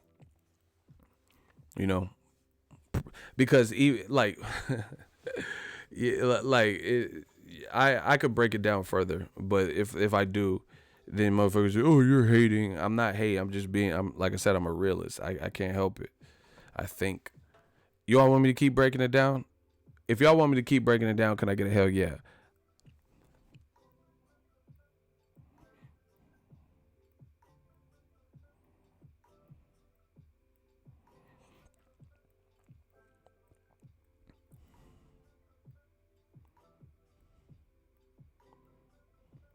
All right, people want me to keep going. All right, so peep this. If Canelo stayed on the pay-per-view program, and I'm not talking about, trust me, I'm not talking about what's best or worst for fans, because Canelo being on a platform where to watch his fights is only $9.99, that all the way helps us. But I'm talking about the company that fronted him the money, right? This is how because the company has to do well. For them to keep providing us what they're trying to provide us, they have to keep doing well. So again, that's what I'm going off of. But I like the fact that I don't have to pay $75, $85 for Canelo to be on pay-per-view. That sounds good, but I'm talking about for DAZN, how this could backfire. For one, if he has a losing record or if he takes bad losses, You know, that's the most obvious thing, because just like let's say Conor McGregor fought, let's say he got this deal, and they say, you know what, for your next couple fights, we giving you $36.5 million a pop. Then he loses to Floyd Mayweather by stoppage. Then he gets submitted by Khabib Nurmagomedov in his very next fight. You mean to tell me that for the next 8 to 10 more fights, he would be still getting that on pay-per-view had he, you know, no matter who he's fighting? Hell no. Hell no. So it's an unbelievable deal that benefits Canelo, because it doesn't matter what happens. For him to get his money, it sounds like he's set. You get what I'm saying? But for DAZN, they could end up drastically overpaying if Canelo's stock is lowered from losses, which, you know, is almost inevitable, or if he's not fighting the right fights, which is almost inevitable. Like if you're putting him in, you know, Canelo versus David Lemieux, and then Canelo versus Rocky Fielding 2, Canelo versus Liam Smith because he moved. If you're putting him in those types of fights, I don't see it really building the app. You know, you're going to have to start mixing it in with the Demetrius Andrades and the Charlos, or the Gilberto Zurdo Ramirez, the Caleb Smith, you know, dangerous options. It's going to be dangerous options if he's giving you 2 a year. Like see, people are so juiced and jazzed about the number Canelo's getting.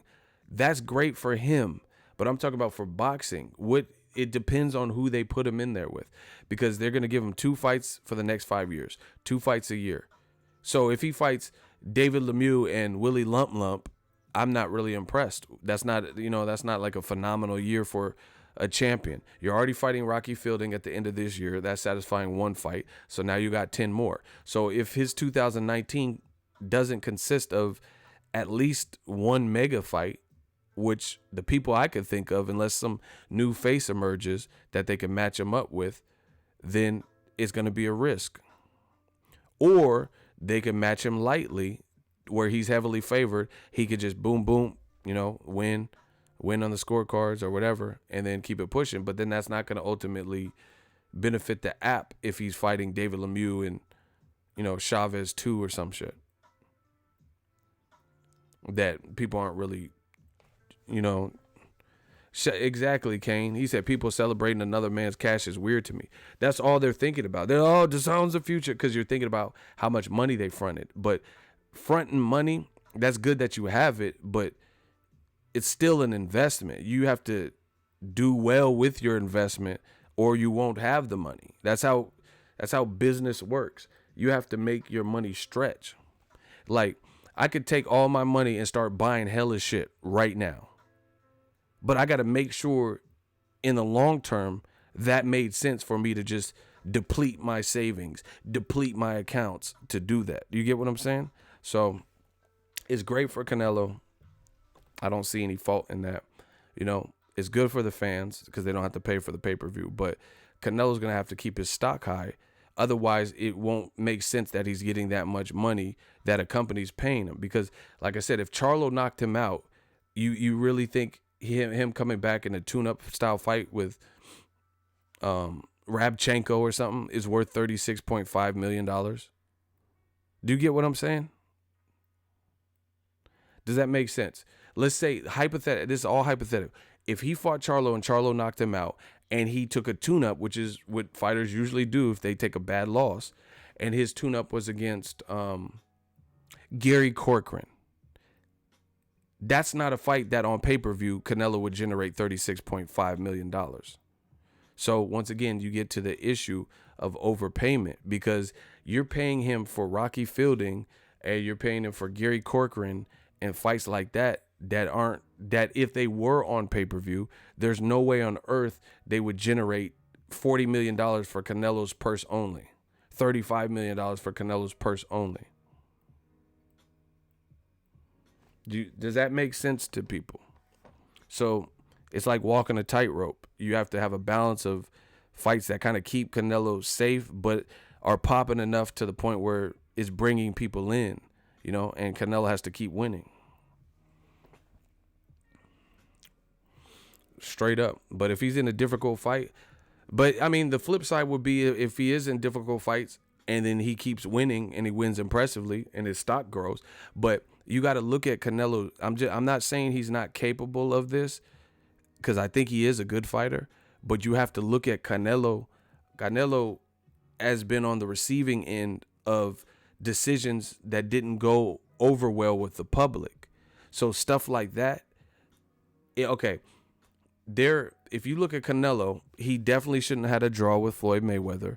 I thought he lost to Edislandi Lara. And then some people thought he lost Golovkin 1 and maybe 2. That's 4 fights where, like, you know, the Mayweather, we'll count that out or whatever because they still gave it to Floyd. But that's still 3 fights where people thought the end result was sus. So stuff like that, that's not going to fare well. You know, Canelo, that doesn't keep your stock like Errol Spence knocking out Kell Brook raises his stock. You know, Keith Thurman beating Danny Garcia raises his stock. Sean Porter beating Danny Garcia raises his stock. You know, if Canelo wins, but it looks like fishy, like a Adelaide Bird type of scorecard, that's not going to raise his stock to the point people just be like, damn, this is crazy. This is more bullshit. Damn, he said the Trout fight. See, that's what I'm saying. That's another fight that some people thought they didn't really like how it played out. I was okay with Trout winning. The only thing I was okay with Canelo beating Trout. The only thing was bullshit was the open scoring. You know, because the judges had Trout down by, it was a close ass fight. And then they're like, you need a knockout to win, Trout. And I'm like, what the fuck? It was hella close. And then that's when, no, but he made Trout do the stanky leg because Trout had to fight aggressive because they had the cards stacked against him with the open scoring in Texas, which was bullshit. The fighter shouldn't know what the scorecards are. That's fucking, that to me, that's like cheating because one guy can just coast it and then the other person can take all the risks because they know they need a knockout to win, you know, and that plays into a counterpuncher like Canelo. That's why they did it in Texas. That's why they allowed the open scoring. That open scoring shit is bullshit. So anyway, DAZN could definitely overpay Canelo because even the Rocky Fielding, that's a prime example of a fucking fight where you are overpaying. I don't care what nobody says, you are overpaying Canelo for the first fight because there's no way in America you would generate $36.5 million or, you know, putting that on pay-per-view. I didn't, you know, I barely even know. Like Floyd said, I barely even know who the fuck you are. I barely even know Rocky Fielding. You know, so there's no way that fight would have been so successful live gate-wise to the point where Canelo's paycheck would have been that. So, he, you know, that's kind of like a freebie. It's like when you play bingo and they have that free spot. That's like a free spot for Canelo for signing. That's like a signing bonus. But no way that anyone could convince me that if Canelo was on the HBO pay-per-view model, him versus Rocky Fielding would do crazy numbers in America, in New York or wherever. So, yeah, he's definitely eating. So, we'll have to see how it plays out. Again, it's just going to depend on the matchups. It really is. But, like I said, if Canelo loses, then now you have to justify. The other thing that is concerning from the business aspect of it for DAZN is this. This is a no contract month-to-month basis. You have to have content. That's why I never understood. People are like, oh, Canelo's here. Canelo's fighting 2 times in a 12-month year. You know, unless he's going to, I highly doubt he's going to fight 3 times to expedite it because you have 5 years to do it. Why are you going to fight? He hasn't been fighting more than 2 times a year. You know, he's been fighting on the Mexican dates. So I'm just going to say based on history and based on the money being for show money, I'm going to say he keeps that pattern of fighting 2 times a year. So that still leaves 10 other months where DAZN's going to have to figure it out, which is why, to me, they're like Eddie Hearn, at least, is threatening people and telling them, hey, if you ever want to fight Joshua, you ever want to fight so-and-so, you got to sign to DAZN and all that, you know? So it's going to be interesting to see how it plays out. But, you know, Canelo alone, I never understood why people were acting like DAZN is going to put Showtime out of business guaranteed because Canelo's over there.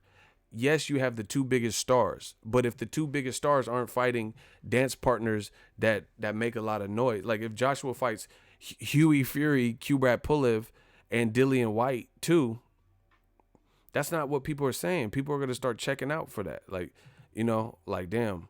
So that's the other thing that's concerning from the business aspect. If you're crunching numbers, is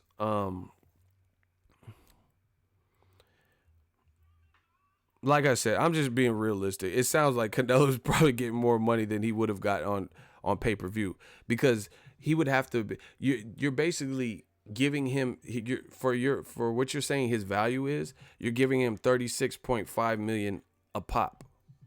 You know what I mean? And we know, had he been on the pay-per-view structure, he wouldn't have been getting that much money on all those pay-per-views if the fight didn't warrant that. But he signed a deal. It's already too late. So that's what they got to worry about. But, you know, if you really think about it logically and from a mathematical, DAZN is, they put their whole stake in Canelo basically by doing that.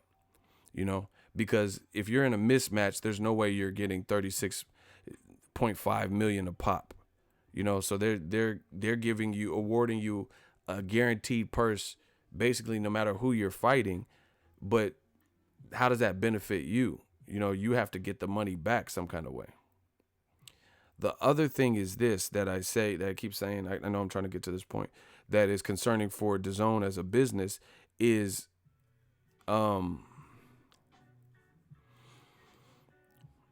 this is a month by month basis type of platform. So to my knowledge, with an app, the true value would be, it's just like, I've worked in business, like even retail. When I worked at Sears, they tried to get, managers would walk around with the clipboard, making sure we were asking every customer for if they wanted to open a Sears card or Sears MasterCard. You know why? Does anybody know why they wanted us to ask every customer to open a Sears card? Because it builds customers for life. You're more likely to shop at Sears if you have a credit card through Sears, you know, because you have some money to play with. Even if your money's tight or you're broke, you could still purchase some clothes or buy that lawnmower. That's why they encourage credit, right? So at Sears, they wanted us to do that because it builds customers for life. Same thing with DAZN. DAZN, they're gonna want, I would imagine, concurrent customers on their service or whatever, their apping, streaming service. But even if you are a diehard Canelo fan, you could buy the Canelo fights only and pay, you know, $20 throughout the year. And then if you don't like the calendar for the other 10 months, not get it. So they're going to have to, once again, put on compelling matches to the point where you're content seeing a $10 debit out of your account every single month. You know, I'm not going to just leave some shit on for Canelo, but then the schedule is like Liam versus Jonathan Liam. You know, I'm like, it's going to have to be worth it, especially when you're dealing with month by month, right? That's just the cold hard facts. You know, I used Amazon Prime and I did month to month initially, but I was using it so much. So when I renewed it, I just paid it off for the year. You know, I just paid, it was $99 at the time. I think they raised it, but it was $99. I just paid the year off because I know I liked the service because I used it for a year, month by month, and I was using it frequently, buying like iPhone chargers and little doodads and gadgets and stuff like that. So the thing with DAZN is, you know, they're just going to have to put on compelling fights because Canelo is at best fighting most likely 2 times a year. So that's not going to account for the other 10 months. You know, even if you left it on for an extra month, you know, that's still 3 months. You know, let's say you left it on, you signed up and forgot to unsubscribe. You left it on for another month. That's still 4 months out of a 12-month year. So the fact that it's on a month-to-month type of basis is going to be interesting to see. It's going to be interesting to see how it plays off because they're going to have to, I would imagine they want people who are concurrent customers. not just like, oh, when Canelo fights, I'll get it and, you know, stream it. See, and the other thing to me, like this is more personal opinion. This aspect of it is with the DAZN streaming app. Streaming's cool, but like, I don't know, it's still a change. It's a change in the sense of streams feel a little bit different, I guess, with the technology, like buffering and shit like that. So are you gonna have a house party and stream a whole fight? You know, or do people do that? Has anyone done that? Because I remember I used to go to house parties and stuff, or not house party. I keep saying house party, but go to other people's house and they got the pay-per-view and we all chipped in and then they barbecue. Has anyone barbecued and streamed a fight like on Roku or something? Or like, yeah, we'll just watch the fight on my PS4.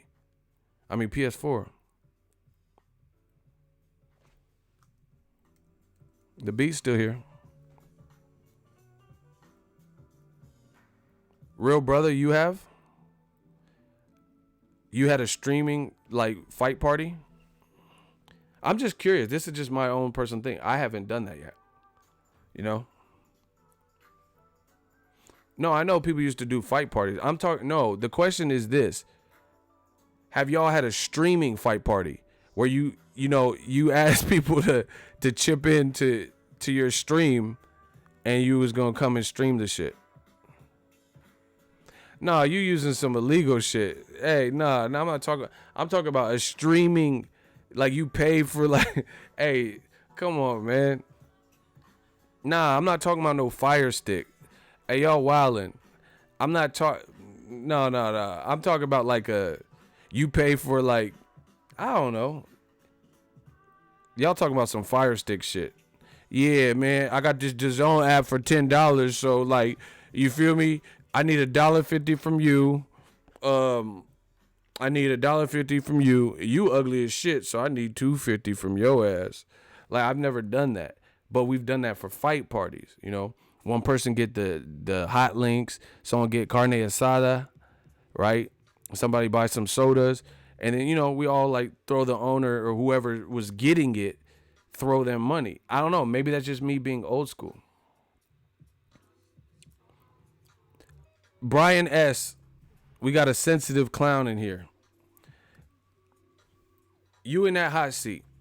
Why are you trying to downplay DAZN? Bro, so what do you disagree with that I said? I just asked my audience on my channel a question.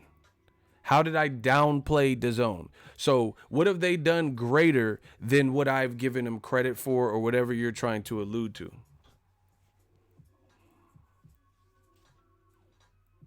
You have one, we back to the one responses.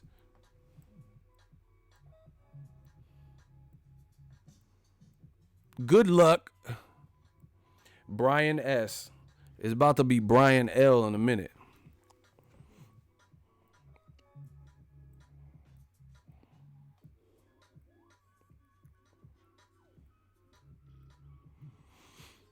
Where you at, Brian? Hardcore rapper, but he's Brian. Where you at, Bri? I just asked a question. I said, has anyone had a streaming part, like where they stream the fight? I didn't downplay shit. I asked people what they have done. You're always trying to compare it to other networks when it's new and still has not done, and still has done a lot in a short period. Oh my gosh, you one of them. Okay. It's still done a lot in a short period of time. What has it done? What has it done? Like, that's what I'm trying to understand. So you said it's done a lot in a short period of time. Name 3 classic fights you watched on it. See, this is what happens when you recycle somebody else's shit. This ain't recycled. This is a freestyle. This is improv. You know, y'all be sounding like robots just recycling what someone else said. So you said it's done a lot in a short period of time. Fine. Okay, so obviously I'm misinformed. And as a true boxing fan and a journalist, I'm not giving credit for something, Bri. You know? So you tell me what it's done. Like, name 3 classic fights you watched on DAZN. Because you just said it's done a lot in a short period of time. Okay, cool. So what 3 classic fights did you watch on DAZN? Sign Andrade and Canelo. Andrade was inactive. Canelo got offered a huge amount of money that nobody would turn away. No, I'm talking about what have they done in terms of the fan. I don't care about who they sign. I'm asking what they've done. Name 3 classic fights. Get to the answer. Yeah, Brian S. Strike 1. I told you I was only going to give you one. You talking about who they signed. I'm saying what have they done? Like, what is the string? Like, what has been on it? Name 3 classic fights. You said they done a lot in a short time, and then you went to stuff that doesn't really affect boxing fans. Them signing people, that doesn't really affect boxing fans. It's not really who you sign. It's what you do with who you sign. You know? And that has yet to be determined. I have not said anything other than the truth.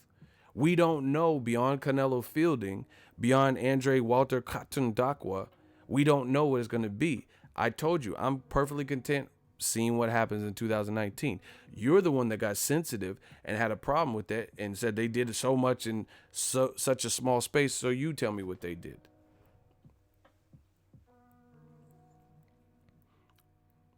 Something that benefits boxing fans. Like, again, name 3 classic fights you watched on DAZN.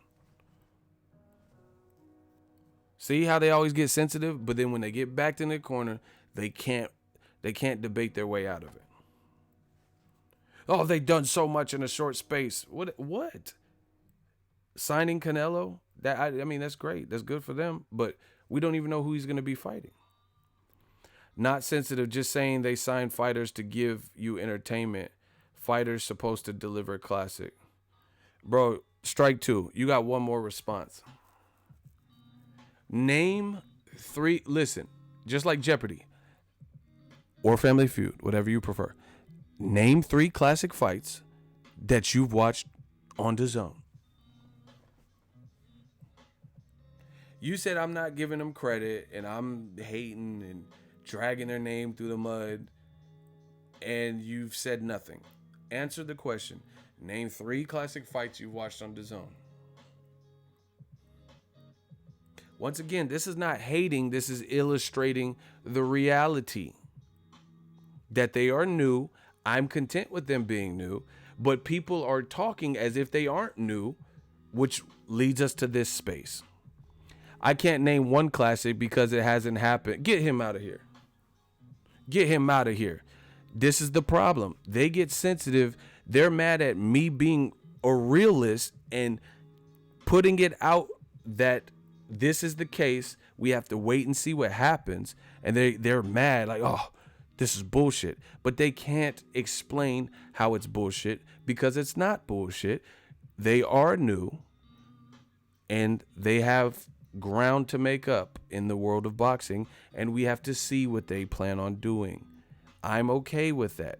Case closed.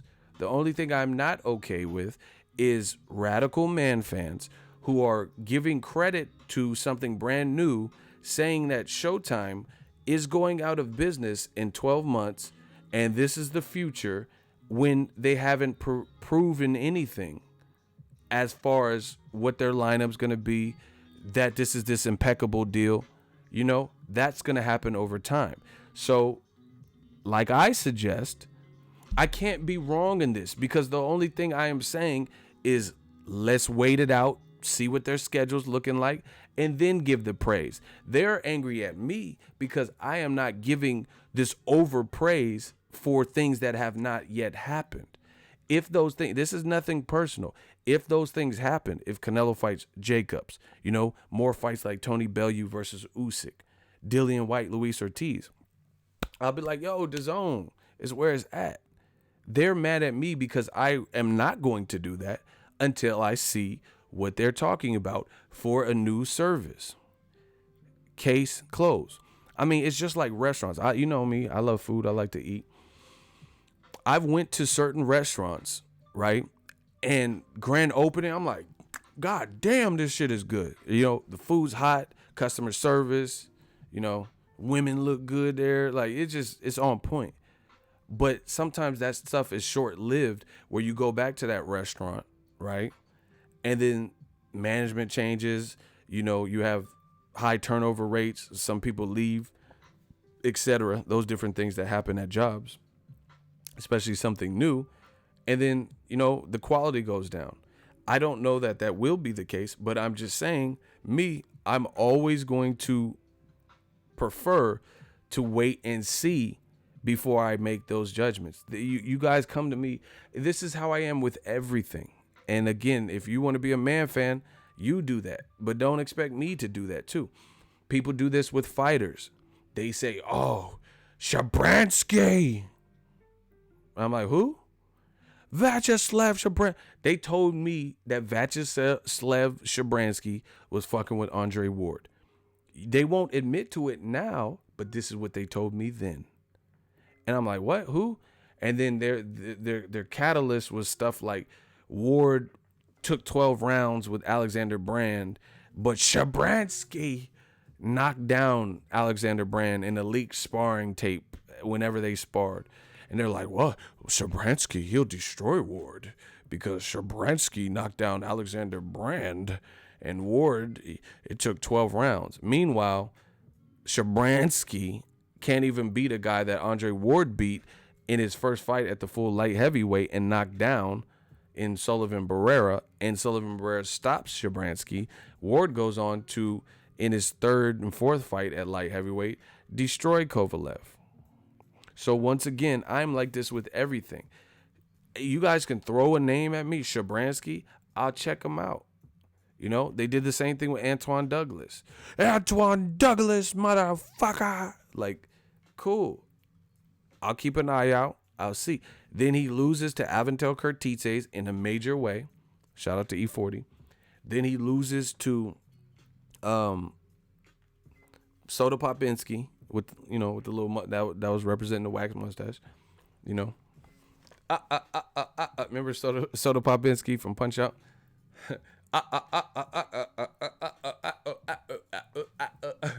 He was tripping. You know, Gary Spike O'Sullivan lost later to David Lemieux, who blasted him in one round. You know, but David Lemieux, everyone else with a major name that he stepped up with, like Billy Joe Saunders, Triple G, Marco Antonio Rubio, all beat Lemieux. Gary Spike O'Sullivan gets flattened. That's just how boxing works. But Gary Spike O'Sullivan also beat Antoine Douglas. So once again, I'm like this with everything. You guys can throw a name of a fighter and say like he's the best person ever. I got to take a look at him, you know, and it's going to be proven over time. There's no rush. Why I got to rush? Why do I got to rush and just say he the best thing ever? He's the next Mayweather. I'm not doing that. You guys can do that. So it's not even a thing with like people with me. I don't know about other people, but with me, it's not even a DAZN thing. It's just a me thing. I'm not going to see something. I never did this with PBC. Didn't do this with Rock Nation. Didn't do this with 50 Cent. I just say, like I always say, LSI, let's see it. If DAZN's the future, it's going to be the future. I don't need you telling me about it like nonstop, incessantly. You know, and saying Showtime's going out of business. We'll see over time if it puts Showtime out of business. End of story. You know, all that other shit is clickbait until it's proven. Until we see Showtime packing up the doors like, hey, we gave it a spirited effort. Then it's all clickbait. People trying to be like me. It don't work like that. They trying to be like new media. The reason I seen it coming with HBO, now people trying to predict Showtime's demise. Totally different situations. Because you notice I was right with HBO. There was multitudes of reasons. You guys could check them old videos. You know, why I said that HBO was on the downslide. You know, Showtime has been giving us the best boxing out of all boxing for the last 2 years. So I wouldn't be so quick to write them off when Showtime has been holding boxing up. I don't care if they sign the biggest stars and the worst stars. Just because they have AJ, you know, he might fight Wilder and get knocked out. Wilder's a Showtime fighter. You know? So he was the biggest star until Wilder knocked him out. If they fight, you know, and that's what happens. And right now the pressure's more on Joshua to fight Wilder because of how most people perceived it, why it didn't happen this year. Same thing with Canelo. He's in dangerous fights at 60 and 68. So either he's going to avoid them or he's going to fight them. And if he fights them, it's danger. And if he loses, then you can't really justify him getting 37 mil a pop, you know? So we have a lot to see. It's that simple. It's that simple, people. So I'm like this with everything. I'm not a hater. I'm not being cranky.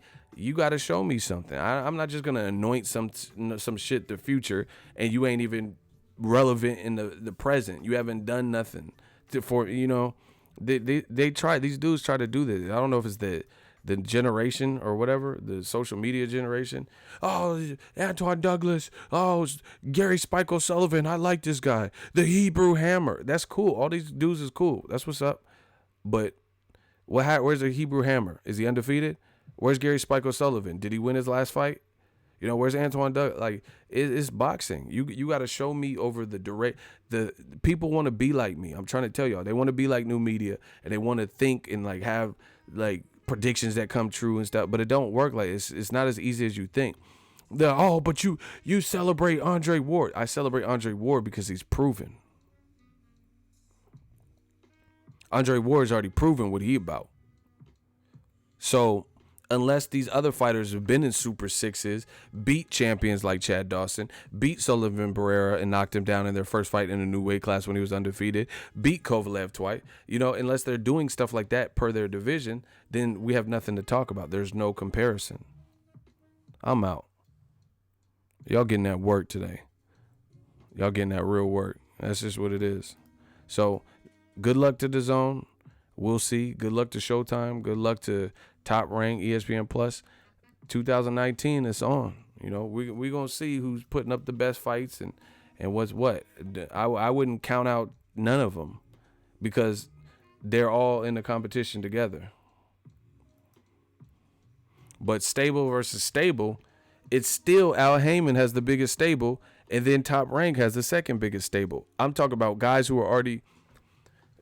Does anyone? Now I'm not talking about one superstar. See, because basketball would tell you this: you could have a team with one or two superstars that'll lose to a well-balanced team of really, really good fighters or really good players. If we're talking basketball, you get what I'm saying? That superstar, especially in boxing, that superstar shit don't matter. You get what I'm saying? Like Canelo's a superstar. Yeah, Joshua, he's a star. Great, But that doesn't mean they're going to win every fight. Nobody, when you fight, when you lace them up, nobody care like, oh, this is Anthony Joshua. Let me just lay down for him. He trying to take their head off. They trying to take his head off. Same thing with Canelo. These other fighters, I know them. I talk to fighters frequently. They trying to take what Canelo has. They trying to embarrass Canelo on that. So, the skills is going to be what separates all of that. Nobody's coming to lie down because it's Canelo. Oh, it's Canelo. Let me let him beat my ass. Canelo's gonna have to earn it. So all this. Oh, they got the two biggest stars. The two biggest stars might not be the two biggest stars in a few fights if they're fighting difficult fights, because somebody might beat them. That's the reality of it. Maybe they win and become bigger stars. That's the reality of it. We have to wait and see. And I'm done talking. I mean, that is what it is. Boxing, it works like that. I've seen so many guys come and, was supposed to be the it person. They still got to win. They still got to, they still got to win. People talk, DAZN's out, I'm canceling Showtime. Well, Abner Matas just posted that he has his next fight with who. I'm going to do a video on it. So I'm assuming it's Gervonta Tank Davis. So you guys, okay, if Mikey Garcia fights Errol Spence, I'm just spitballing. Mikey fights Errol Spence. Gervonta and Abner Matas fight. Broner fights Pacquiao. Leo Santa Cruz versus Gary Russell Jr. Jermell Charlo versus Jared Hurd. Wilder gets past Fury and has a rematch or fights Dominic Brazil, or if he fights Luis Ortiz in a rematch. I mean, you guys, people, I'm trying to do that fake show. I'm a real boxing fan, but DAZN's everything I need in one package. I'm canceling Showtime. So if those fights come out, y'all canceling Showtime? Okay, you cancel it.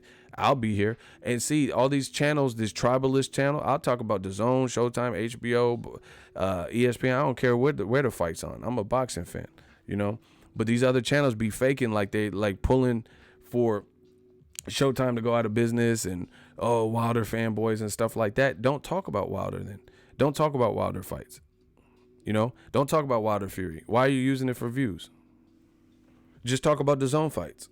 You know, that's what you think is DAZN's the future. So just talk about the future. Leave other channels, weak channels like mine, to talk about everything. You see? They don't want to do that though. So we know what it is. Just like the people, I hate Ego's channel. He's so stupid and biased, but they come back. You know, DAZN's the future. Showtime's they're on their way out. How you have a channel and you say Showtime's on your way out? Then why are you talking about any Showtime fights? It's a thing of the past. Get with the new wave. The wave, DAZN. Just talk about DAZN. Talk about Danny. Talk about DAZN. They don't want to do that. Fake shit. Oh, Al Heyman, he just sucks and boxing is... Okay, don't talk about Al Heyman's stable then. No matter who they sign, no matter what they fight, don't talk about it. See, I never do that. I never burn my bridge. I never say I'm never talking about a DAZN, like I'm never covering a DAZN fight. I'm never covering a top rank fight. I'm never covering a Golden Boy fight. I'm never covering a Showtime or a Heyman fight. I'm covering all the shit. You better be about your bread. I'm done talking. Let me know what you guys think. Holla when it's gangster. Peace.